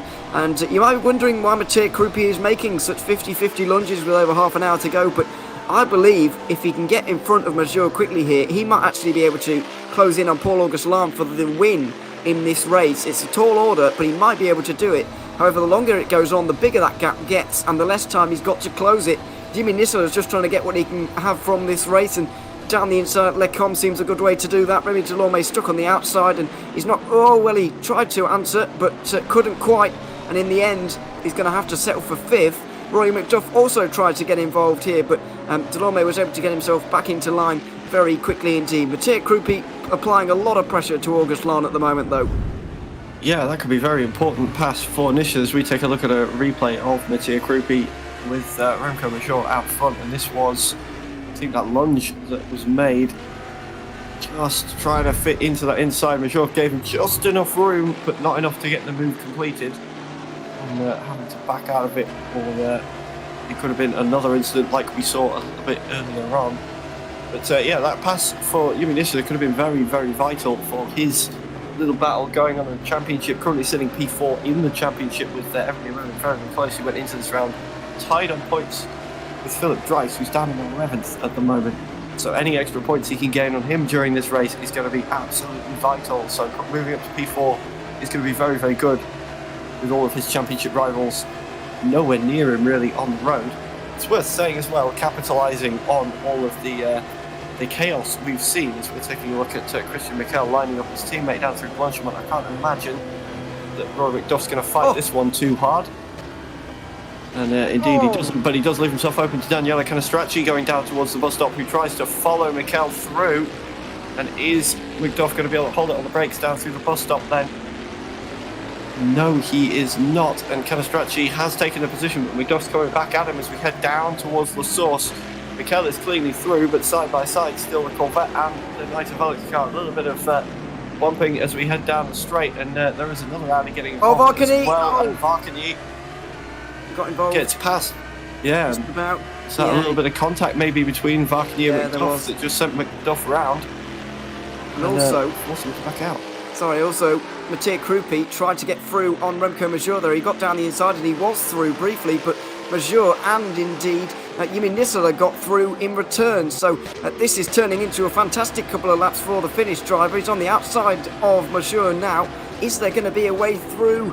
There might be here. It's going to turn to the inside, but that Bentley just slides itself in front of the McLaren, and there's no way through in the end for the Satellite Racing driver, and they all have to continue on one after the other. Nisela is in a much more comfortable championship situation, and given the way his rivals have been racing so far this race, Turkka Häkkinen out of this race, Erhan Yoski not here for this race, DNS for this race, Adam Baldwin likewise, Philip Drace with the issue a little bit earlier on, Christian Mikel not making his way through the field in a fantastic fashion. You know, Nisela doesn't have to push the boundaries here at all. He can bide his time certainly, but almost everybody else around him right now is not going to be biding their time at all, and that could be a problem for him, and it could be a reason for him to try and get away from this pack racing as quickly as possible, because it is dangerous for him and everyone, I should say. Absolutely right. We've seen the dangers of racing in a pack already so many times in this race, but Remco Major is doing an absolutely fantastic job of making what is an already very wide Bentley even wider around Spa. He's been defending from Mattia Krupi all race. Now he's doing the same from Jimmy Nisela as we head down towards Blanchimont. Nisela's got a good drive. Is he going to try and go around the outside? He's not quite close enough. I think he was taking a look though, just making sure that Remco Major knows he's there as we head down towards the bus stop. It's going to be tricky to make the move. We've seen that Bentley's so good on the brakes. He's going to have to follow him through there, as we've seen. But that is Christian Mikel making the move on Remy Delorme almost as well into the bus stop. Not quite able to. And Daniele Canestracci coming in to this little battle as well. And everybody's getting involved at the moment to try and get any extra positions they can. Meanwhile, Jimmy Nisela still trying to take a look at Remco Major now through La Source. Can he get a good drive out of here and take advantage of that very large hole in the air that big Bentley is going to be cutting for him down the Camel Straight? As you can see, it seemed like a little bit better an exit out of La Source for Remco Major as he did ever so slightly pull away, but you can see as we go up the hill, giving this is so much quicker. And now as the slipstream starts to come into effect, he's already pulling right along the back. You can see, you can already read the Satellite Racing on the front of that bumper as he pulls across to what is going to be the outside down towards Lake On. Then they are side by side we go then. But again, that Bentley's so good on the brakes, Nisela just cannot quite manage to get in front. Now once again stays behind. Remy Delorme has been deposed now by Christian Mikel, who's up into the top 5 for the first time in this race, so it is all changing a little bit further back, and there was a bit of side-by-side racing, but not too much between these guys right now. Nisela is, as I mentioned, not going to go for anything 50-50, but Mattia Krupi needs all the points that he can get, and with a 7-second margin out front now, Paul Augustin is continuing to extend that lead and looking all the more likely a race winner here at Spa. This is how Christian Mikel got it done in front of Remy Delorme. This pass technically, I guess, started about 10 seconds before this clip because he got a better exit off of La Source and through Eau Rouge and Radion, but all of that is fairly easy stuff. I say easy, but it's certainly simple to Christian Mikel anyway, as he's shown so far in this race. The group's starting to split apart just a little bit, with Delorme not quite going with the pace of Remco Major. When these guys are battling out front, he can certainly stay within the pack, but when they're not, and when they're single file like this, it becomes a little bit more difficult for Delorme to do anything, as that's a fantastic run for Mattia Krupi through Blanchimont. Might be able to get himself on the outside line into the bus stop chicane, and he does, but not really going to do anything with that. He tries to, and he successfully gets down the inside of the final corner. There's contact. Nisela has to save a bit of a spin, and Christian Mikel slots his car through an impossible gap on the right-hand side towards the grass. He might actually make up a position because of it as well. Nisila defends from the both of them, and now Krupi is going to try and get them both because Nisila's wildly overshot turn one. Absolutely misses his braking zone by a mile, and he's gone well off there, lost at least one place, maybe two, side by side through Eau Rouge and Radion. We've seen how that's ended in the past, but Nisila's going to go for it again. He backs out halfway up the hill, and now Delorme is going to want a piece of this. So's Canestrazzi, who's already got himself his place on the outside line. Look at Daniele Canestrazzi. He might well get 3 places on the Kemmel straight here. Look at him go on the straight. He's got such straight line speed here. On the outside line of Christian Mikel he goes. Can he get into 4th? Yes, maybe he can. They rub on each other. They lean on each other. And Canestrazzi is into 4th position. Fantastic driving from him. Christian Mikel and Jimmy Nisila are going to be very disappointed with themselves and how that has transpired over the last few corners. The absolute crazy pace on that Corvette to get that many positions coming off the top of the hill is incredible. I bet Canestrazzi is absolutely beaming behind the wheel of that car right now, having overtaken so many cars, no less the championship leader being one of them. And they were so busy squabbling with themselves going up the hill, that Canestrazzi was just able to mind his own business and steal them all away. And that was an absolutely fantastic move. As we take a look at what's going on with Mattia Krupi, this was what happened down at the bus stop with Nisila getting a little bit tangled up and allowing Christian Mikel in on the action. You can't see him right now, but he is alongside on the right hand side, which then gave him the inside line full of sauce as we saw. But then I think he was following what Nisila did, and Nisila massively overshot, driving too much in his mirrors, and Mattia Krupi says, "Thank you very much, guys, I'll have that position back." It was a bit of a mistake from both of them, which allowed Krupi to get through, and then they all slowed up because Nisila and Mikel were going side by side through Eau Rouge. Delorme didn't really have anywhere to go, so he slowed, and Daniele Canestrazzi absolutely flying down this straight and managed to get 3 places. These two were going side by side through Le Com as well, which was a bit of a problem, and they're doing it again. Daniele Canestrazzi goes around. Oh dear, that one is going to be certainly debated and talked about. Christian Mikel involved with Daniele Canestrazzi, and for the second time in 2 laps it seems Mikel is going to have to defend now from Remy Delorme, and it does a pretty good job of it into La Source. I mean, Nisila is also going to try and get through and get in on the action here, but lots of drama happening over the last few laps. Canestrazzi out of the race. Not entirely sure if he has just retired himself or whether he was forced into, I doubt he was forced into retirement, but he's certainly DNF'd from this one, so that is a big shame for him. He's going to be losing out on a lot of points, and maybe his chances of getting inside the top 10 are going to be over, because his drop week at the moment is not awful, so he might still be able to get in, but it certainly seems that he is not happy with how this race has transpired at all. This is the incident that happened, and as I mentioned, Canestrazzi and Mikel have been into contact before, so it's hardly surprising that it's happened again. This is how it happened. Yeah, so you can see Christian Mikel just getting up the inside of the bus stop, and Canestrazzi trying to shut the door on him, and again, it's another example of 2 into 1 doesn't really go. And Canestrazzi coming off worse, just into the tyre barriers, and I think choosing to retire on the spot there. But I can tell you one thing, given all the incidents we've had, Jimmy Allison's going to be a busy man after this race with all the different incidents to take a look at, as we are taking a look now at this battle that is still going on. Remy Delorme leading Jimmy Nisila and Roy McDuff in this little, what is on screen at the very least, a 3-car battle. Christian Mikel just a little way down the road as well. We were saying how he'd not managed to make his way up through the field, but he's managed to dodge so many bullets in this race so far, and with a little bit of help from Roy McDuff earlier on as well, is up into P4 right now, so a great result as it stands for him, with especially with Alan Yoski not here, as Mattia Krupi now once again taking a look on Remco Major down towards the bus stop, trying to go around the outside. It's going to give him the inside for the second part, but again, that Bentley, for something so massive, is so good at slowing down to these really big braking zones, and Mattia Krupi just can't match the stopping power. Well, yes, becoming very, very difficult for Krupi to actually get through here, and it's really been struggling. Remember, he came under attack from Nisila and Mikel because of it, and lost out to both of them, then regained both of the positions back again, and Krupi was really racing his way through the field before this, and so it's Rather strange to see him held up so much now as we go to a battle between two drivers who are actually a lap down in this race. David Yunt trying to get through on Paolo Penimpede. As Remy Delorme gets a penalty from 5th position.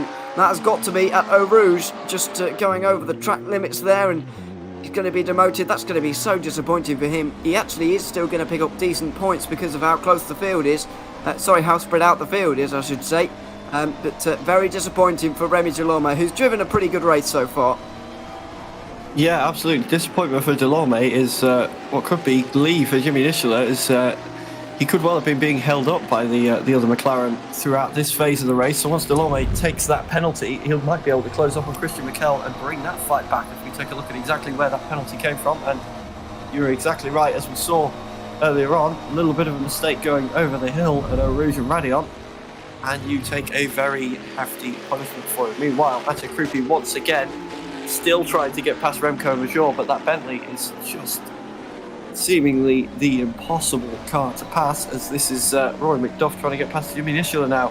We're saying about how Nicholas could be freed with Delorme taking that penalty, but he's not anymore. Rory McDuff's managed to get through at campus and put the Audi in front, so now when Delorme takes the penalty, it'll be McDuff chasing after his teammate rather than the satellite racing car that's just behind, and that could give Mikel a nice little bit of breathing room to catch up to that battle for the final couple of podium positions.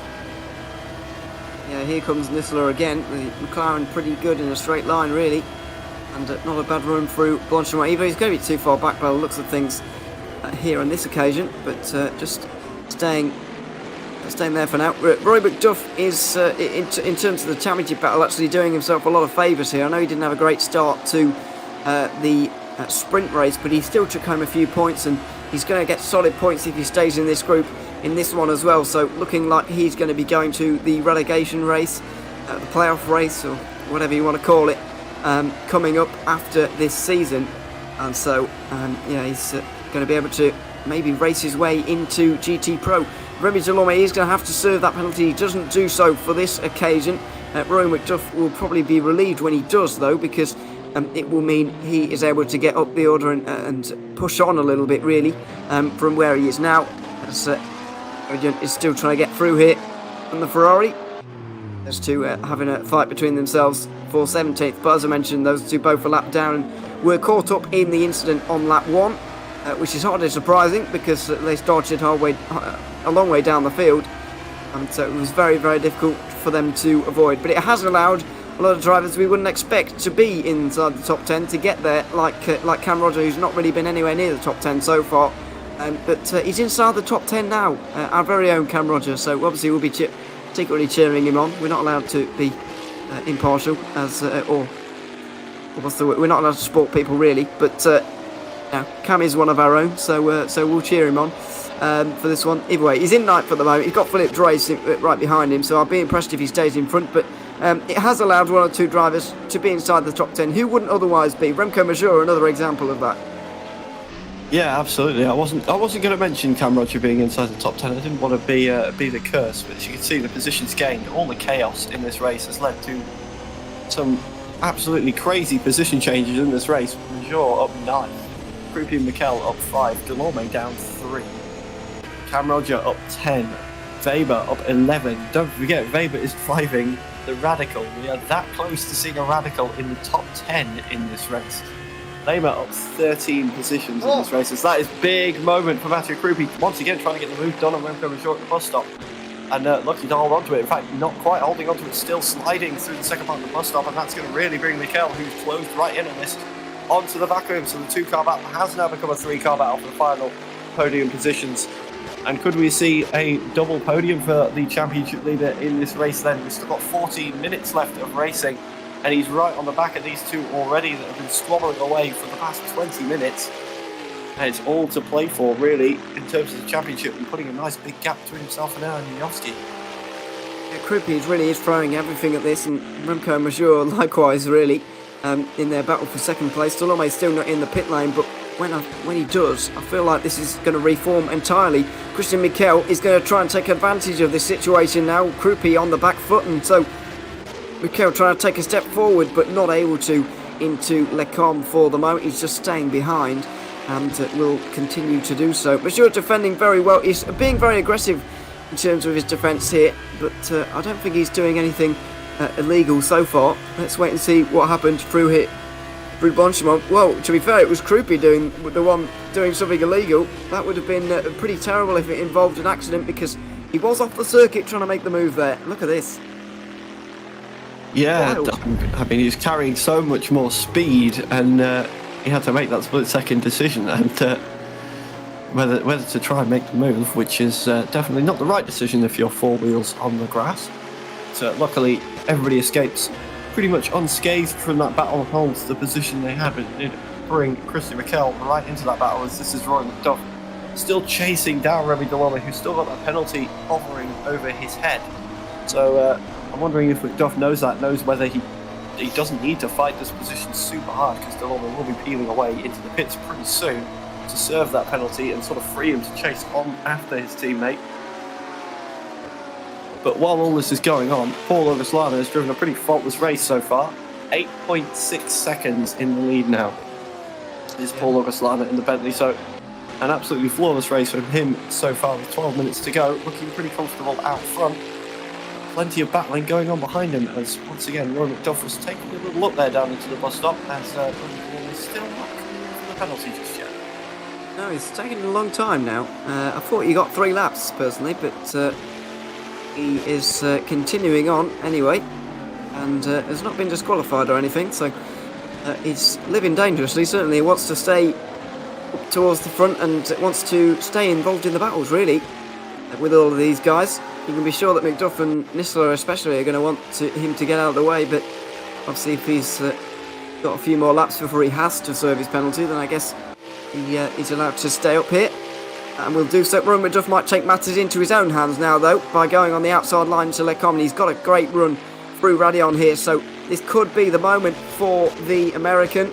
Is this going to be the chance? Late braking is going to be needed, and Remy Delorme in the end didn't actually brake that late himself, so sort of ceding the position there to Rory McDuff, and given the way he's not coming back at him either, that would point towards the fact that he's just let him through a little bit there. Nisler on the back of Delorme as well, not able to follow him through at the moment, but that didn't seem too difficult for McDuff in the end.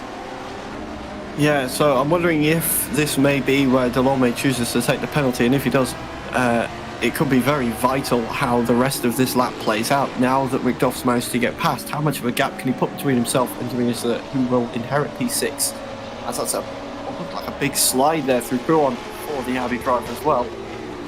But if Delorme peels in, Nisler will be able to come back behind McDuff, as I say, and it's all going to be down to how much he can gap now with Delorme still there, and how much he can catch his teammate Christian Mikel, who's on the back of that podium, and 2 CNV cars now chasing after a podium, and Mattia Krupi still hungry to get past that Bentley, but it's been so well driven by Remco Major so far to keep him behind. As we head towards Blanchamont and the bus stop once more, you can see Mattia Krupi still trying to find a place to go by, but there really isn't one. Not at the moment, although he's got a good run again. Fakes to the outside. Is he going to go to the inside instead? No, he's going to stick on the outside and maybe stick it up the inside through the final corner, but we saw how that ended when he did that with, I believe it was Christian Mikel, who he tried that on first, but it didn't quite work out, so he's not going to do it again. As Remy Delorme, as you can see on the bottom right hand side of his screen, takes that very narrow pit entry road and comes into the pit lane now. So that's all served, and Nisler is going to be very glad about that. So Zoltan Barkini, who was able to get onto the back of Nisler, and might be able to use him a little bit in his charge to get up towards this group, which is still being headed by Remco Major, looking for his first top split podium of the GT Challenge season. It's really not been around the front of this race very much at all, but he is in this particular edition as Mattia Krupi defends once again. It's almost a carbon copy of last lap with Christian Mikel, and there wasn't much of an attempt there from the championship leader. I guess 4th place is almost good enough for him, with everybody else having such problems today, especially his main rivals. I guess there's no point for Christian Mikel. He might as well stay where he is. Yeah, there's no need to take the risk, as that was a big moment through Blanchamont for Remy Delorme as well. I think that might have woken him up a bit as we headed down towards the bus stop, and then choosing to come into the pits as we've seen. And speaking of that, because of that penalty, that does mean, sound the alarms, we have the Radical in the top 10. Favo doing a great job at the moment, up to P10. He's behind Cam Roger in that Radical at the moment, with Remy Delorme a little way down the road, having served that penalty with 8 minutes to go.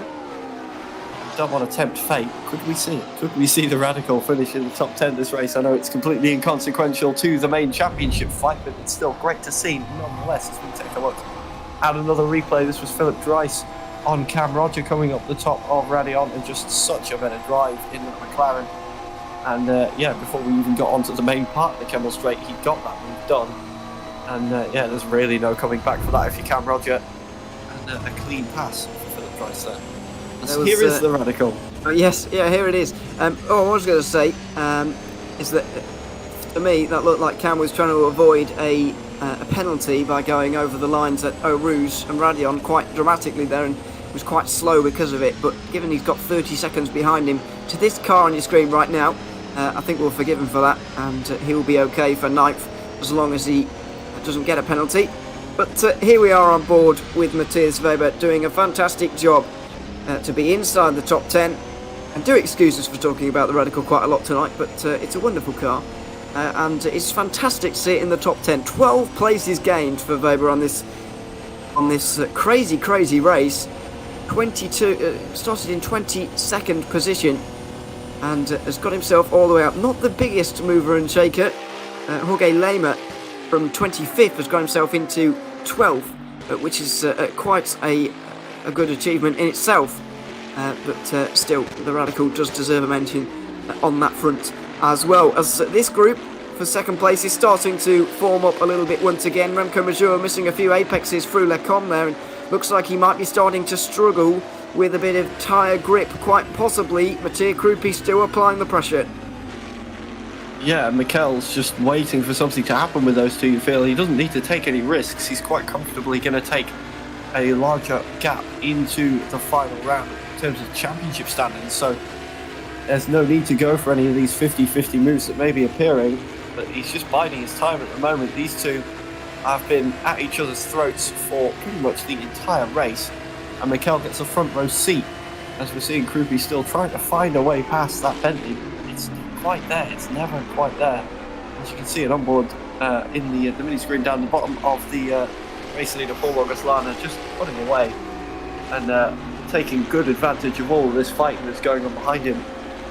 And just minding his own business, running his own race, really managing it very, very well in the Bentley there at the front, 9.7 seconds ahead of this battle that we are watching right now as we head back to what has been Mathieu Krupi's hunting ground so far in this race. Gaining on that Bentley once more as we head to Blanchemont. Which way is he going to go? Down towards the bus stop this time. I think he's going to have to go to the outside. Major holding the inside, but this time Mikel is there on the inside as well.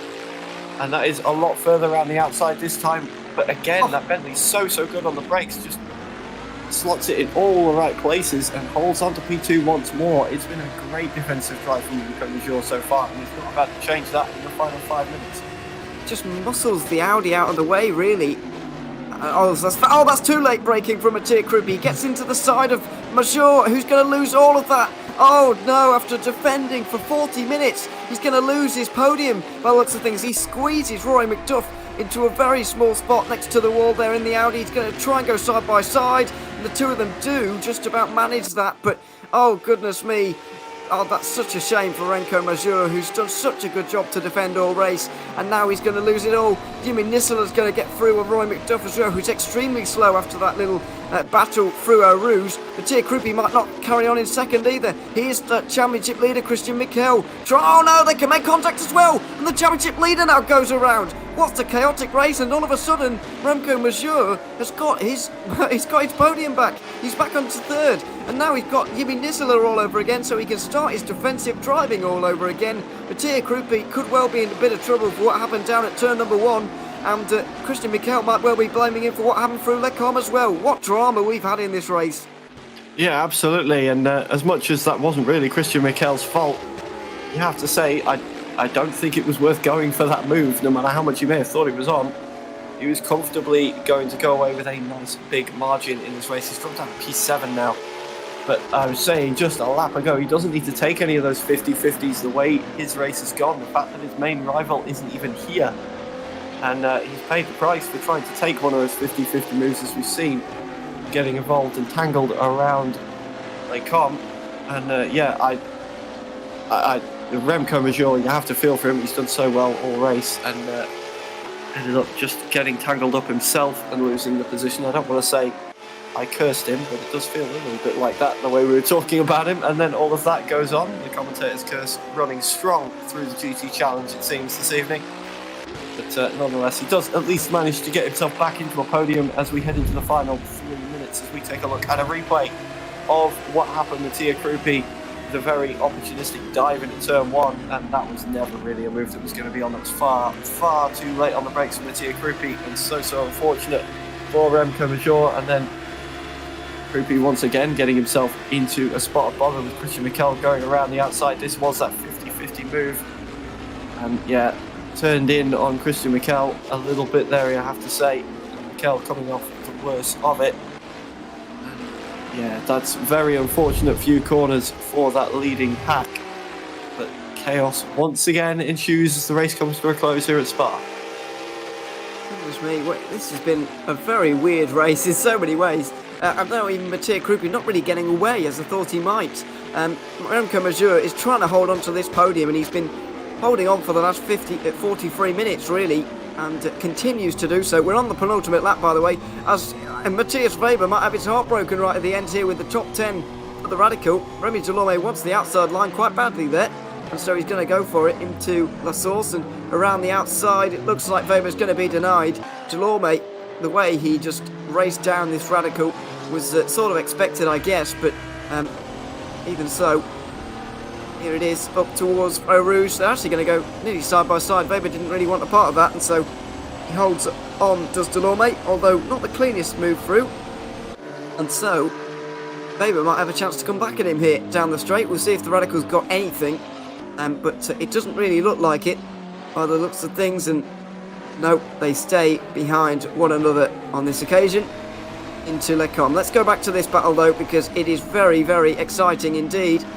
And look at this, Remco Major is trying to stay in front of Roy McDuff, who is just behind him, trying to go through, and has got a good run off of the Paul Frere curve there. Very important if you want a go into the bus stop chicane. You might even have a go at Blanchimont here, why not? Although he's not quite close enough for that. He's going to use this to set this one up into the chicane. Nose to tail between the two of them. Remco Major have been defending the entire race for this podium, and now it's just one lap separates him from third position. He's defended into the bus stop for the penultimate time. He's got to do 7 more kilometres and he will be on the podium at the end of it, if all goes to plan in his eyes. Roy McDuff and Jimmy Nisler are both going to want to take that away from him. Can Dalton Varking spring a surprise at the end? Christian Mikel maybe with a bit of revenge. He's not too far behind. You just see him in the background. He's right involved now as well. So anything could happen here. Mattia Krupi looks like he's pretty set on second place in this one. Paul-Auguste Lorne definitely on the victory. We haven't seen him all race, but he's still winning this one by about 12 seconds. Who's going to be third though? That's the big question at this point. Remco Major wants it to be him. Roy McDuff is going to try and take that away from him into Lecombe. He's going to have to use the outside line. He's not that close. He's not that close really, and he needs to be a lot closer than that. So he's going to try, but there's just no way through for him around the outside through there. Not a great run, not a great line, for Major there. He's stacked up the field behind, but it doesn't look like it's really going to affect too much. They might well stay single file for a good while yet. It could all happen down into the bus stop chicane. What kind of dive bombs are we going to see into that final chicane? How much does Roy McDuff need to risk here really, because it's only worth 1 point this. It's only worth 1 point, so how much is it worth risking? After all, these are racing drivers and they are going to want to go for it, but how much is it sensible to go for it at this stage? He's all over the back of that Bentley, trying to disrupt this pattern that we have going on of 3 different cars on the podium at the moment. And Remco Major would be by far the most impressive of those on the podium, given the positions he's gained over this particular race. Not a good run through Stavelot there, and Paul Frere curve as well. He could be in a lot of trouble going towards the bus stop chicane. But one man who's not in any trouble at all, Paul Augustin, who's going to take this victory by a country mile. What about Roy McDuff, though? He's on the outside line of Remco Majeur. He's just about got his nose out there, but squeezed out by the Bentley. And he's gone wide. Oh, it's a big accident. It's a huge accident. Remco Majeur is out of this one. Jimmy Nissela's out of this one. Roy McDuff is out of this one. Paul Augustin's going to win the race in the Bentley. But what has happened behind Zoltan Varkingy's going to be on the podium in this one. Zoltan Varkingy is going to have the podium after all of that. Cam Rogers going to be inside the top 5. Remco Majeur's DNF from this one. Nissela is out as well. It looks like we're going to get a podium for the Radical after all as well. Goodness me, a huge accident at the very, very end of this race. And it's all been taken away from Remco Majeur, Jimmy Nissela, and Roy McDuff has managed to salvage 6th position, but this is going to be debated and there's going to be a lot of replays over that one. Yeah, I mean, I hope Remco Majeur's not got a very expensive sim rig, because I'm sure he hit it quite hard in frustration with the way that last lap has ended, as we take a look at the replay of exactly what happened. Roy McDuff out on the outside heading down towards Blanchimont, just squeezed by Remco Majeur, and it looked like he'd actually lost it a little bit on his own, and McDuff got tangled up with Jimmy Nissela, so maybe the little bit of contact in the rear bumper might have just set Remco Majeur up for that spin, but it wasn't a huge contact really. The only contact around there was Jimmy Nissela trying to slot up the inside and getting tangled with Rory McDuff, and all three of them winding up in the wall. As there you go, some classic Ruben style slow-mos of that incident going on. That's a big impact. We've seen so many huge impacts on this race so far, with bits of car absolutely everywhere, and everybody else just managing to find their way through. Here's Philip Dryce. He looked like he was going to have a moment of his own. Saw the Bentley parked on the outside of Blanchimont, and I'm sure his heart stopped for a moment there. But meanwhile, we've got some great results. Cam Rogers up to P7, and Matthias Weber in the Radical. He had a good result in race 1, but what a result in race 2, P9 in the Radical. A lot of chaos around him, and it became much more of a war of attrition than anything else, but managing to weather the storm and getting a Radical home in the top 10 is absolutely outstanding achievement in the GT Challenge. It is indeed, and he's going to be delighted with that one. So's Paul Augustin, who we've not had much time to talk about here, but he's going to take a famous race victory, his first of the season, after not being up there very much at all. Tia Krupi on the podium. Zoltan Varkingy with a great podium there as well, something we haven't talked about too much. He's really taken a step forward towards that playoff race where he may well be participating after this season. Let's take a look at your final race results. So just mentioned those guys on the podium. Christian Mikel in the end recovered to 4th, which was a fantastic result for him. Christian Mikel, Philip Dryce 5th position, recovering as well after those guys losing out in the end. Roy McDuff finishing 6th, Cam Roger, our very own, in 7th. Remco Majeur, I'm afraid, out of the race. Not sure what they're going to do about that. Presume Remy Delorme is going to take that 8th position now. And Jimmy Nissela, likewise. It's going to be Matthias Weber who's going to be 9th now. Jorge Lema with a top 10 as well after starting on the back row of the grid. Gianluca Scalvini, after his early demise, finishes 11th, a good result for him. Manuel Correa halves his grid position more than. So does Nicola Pastore, 12th and 13th for those guys. Nello Pastorino, then David Yunt, Paolo Pede, Luca Martino and Giuseppe Pastore were coming up next. Some of those guys were a lap down. Fabian Barley did make it to the end, 2 laps down as well. Kanastrati, Sapalski, Sinek, Kurjan and Hakkinen were those who were DNF'd, 4 of which were because of that lap 1 accident that we saw about 45 minutes ago. It's been an absolutely crazy race. Spa has delivered a very, very interesting event indeed. The sprint race was very, very calm compared to what we've just seen. Yeah, there's a reason this circuit's one of my favourites, and it never fails to deliver some incredible action, and once again not failing to do so today. And what an incredible round 5 that was. When I settled in to watch these races this evening, I wasn't quite expecting the chaos that we've seen, but yeah, chaos did ensue, and it gave us some absolutely incredible racing up and down the field, as well as some rather unfortunate results for those that we may have been rooting for along the way. But that is round 5 of 6 completed. Just 2 races to go, a sprint race and a feature race in 2 weeks' time at the Indianapolis Road Course. Mark it in your calendars, the season finale.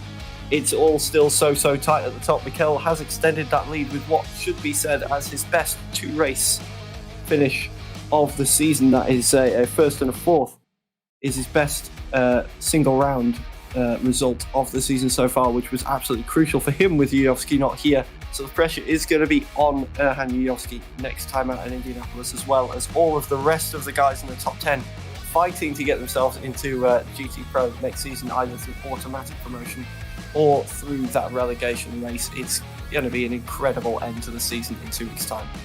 It is indeed. Just one more word as well on Christian Mikel, because he's had such a fantastic race here today. That this is unconfirmed, by the way, because we've not seen the standings so far. But we're going to try and get those up for you in a couple of moments' time. So we'll just talk amongst ourselves for the couple of moments while we're getting those up. I think he's at least guaranteed us a place in the relegation race here in this one, because there's 55 points plus participation points up for grabs here next week. He came, in 2 weeks' time, he came into the fray today 69 points in front of 11th. And he's not going to. And after first and fourth, I mean, that's a very good showing. He's not going to have lost any positions or lost any points to anybody. I wouldn't have thought here today. So I think he's at least guaranteed a place in the playoff race. Maybe even guaranteed an automatic slot. But he's had a fantastic day. A number of guys have had a fantastic day. Paul August-Lahn, after the disappointment of race 1, bounced back incredibly. And we haven't talked about him enough, really. But it was a great race win. Yeah, it absolutely was. He really did control everything he needed to out in front. As you say, so much chaos went on everywhere else in the circuit. We didn't really get a chance to talk about him during the race, but yeah, just managed to get himself into the lead nice and early and run away with it and maintain that lead and just look after the car, look after the tyres. No real mistakes to talk about or anything like that. Just kept his nose clean and came away with a race win because of it. So it was a very, very well-driven race indeed for Paul August-Lahn for the Volante team in that Bentley. And yeah, what an incredible race we have seen. I'm still trying to process everything that we've seen in the last 45 minutes. It feels like we've been watching it for so much longer. So much has happened. It's just been very a weird race in some ways, in some aspects, very weird, but also very entertaining, and it sets us up for Indianapolis rather well as well. So we look forward to that. Let's take a look at the standings. Hopefully this is the standings coming up now, and it is indeed. Christian Mikel is still leading by nearly 30 points now ahead of Philip Dreis. A number of guys, unsurprisingly, Yuyovsky, Hakkinen, Nisula, Baldwin, all having their drop rounds here today. And with Adam Baldwin so far behind, Christian Mikel not quite confirming his participation in GT Pro next season. However, he's very close to it anyway. So looking around that top 5 bubble, because everybody had an equally poor day, now there's five people fighting over 4 places, with Christian Mikel out front in the championship. So Adam Baldwin's going to want to try and beat out Hakkinen and Yuyovsky and so on and so forth. So that's going to be all very difficult. Around top 10, we've not really sorted anything out either. The only thing I would say is that Roy McDuff has got himself into a more comfortable position in terms of being in that playoff race. Likewise for Varkey, but Stopalski and Remy Delorme are tied at the moment, and they're 10th and 11th. So it's all to play for down there as well. It's very, very interesting race coming up in the next 2 weeks. And indeed, Scalvini, who we've barely seen any of this entire season, could well sneak his way into that race. Yeah, of course, and don't rule out Paul August-Lahn as well. As we were just saying, he's driven an absolutely dominant main race here at Spa. Currently down in 13th position, but look at the points gap to 10th. 3 points. Well, in fact, not even that. It's he's on 244. Daniel Stopkowski is 246, so 2 points even between him and getting into that relegation race at the very least. So if he manages to match his showing in this main race tonight at Indianapolis in 2 weeks' time, who knows what we could see. It's going to be so close, and everything is going to be on the line at Indianapolis. And I think we're going to see a lot more risks next time out, with so much up for grabs. So everybody just wanting to get as many points as they can, I think. There were quite a lot of risks here this week, if we're honest. Yeah, we saw how some of them turned out. But there are your championship standings anyway. And yeah, we look forward to having your company in 2 weeks' time, when we try and sort out all of that mess and determine 5 drivers going straight into GT Pro and the 5 drivers going into the relegation race here as well. So let's wait and see on that one. But thanks very much to everybody who's tuned in here tonight. It's been wonderful once again to be covering GT Challenge. A fantastic season is all going to come to a head in 2 weeks' time. There's going to be a lot of confusion and calculating going on with the point situation, and of course the drop weeks, which you can see on your screen right now. Very, very difficult to work out, it has to be said.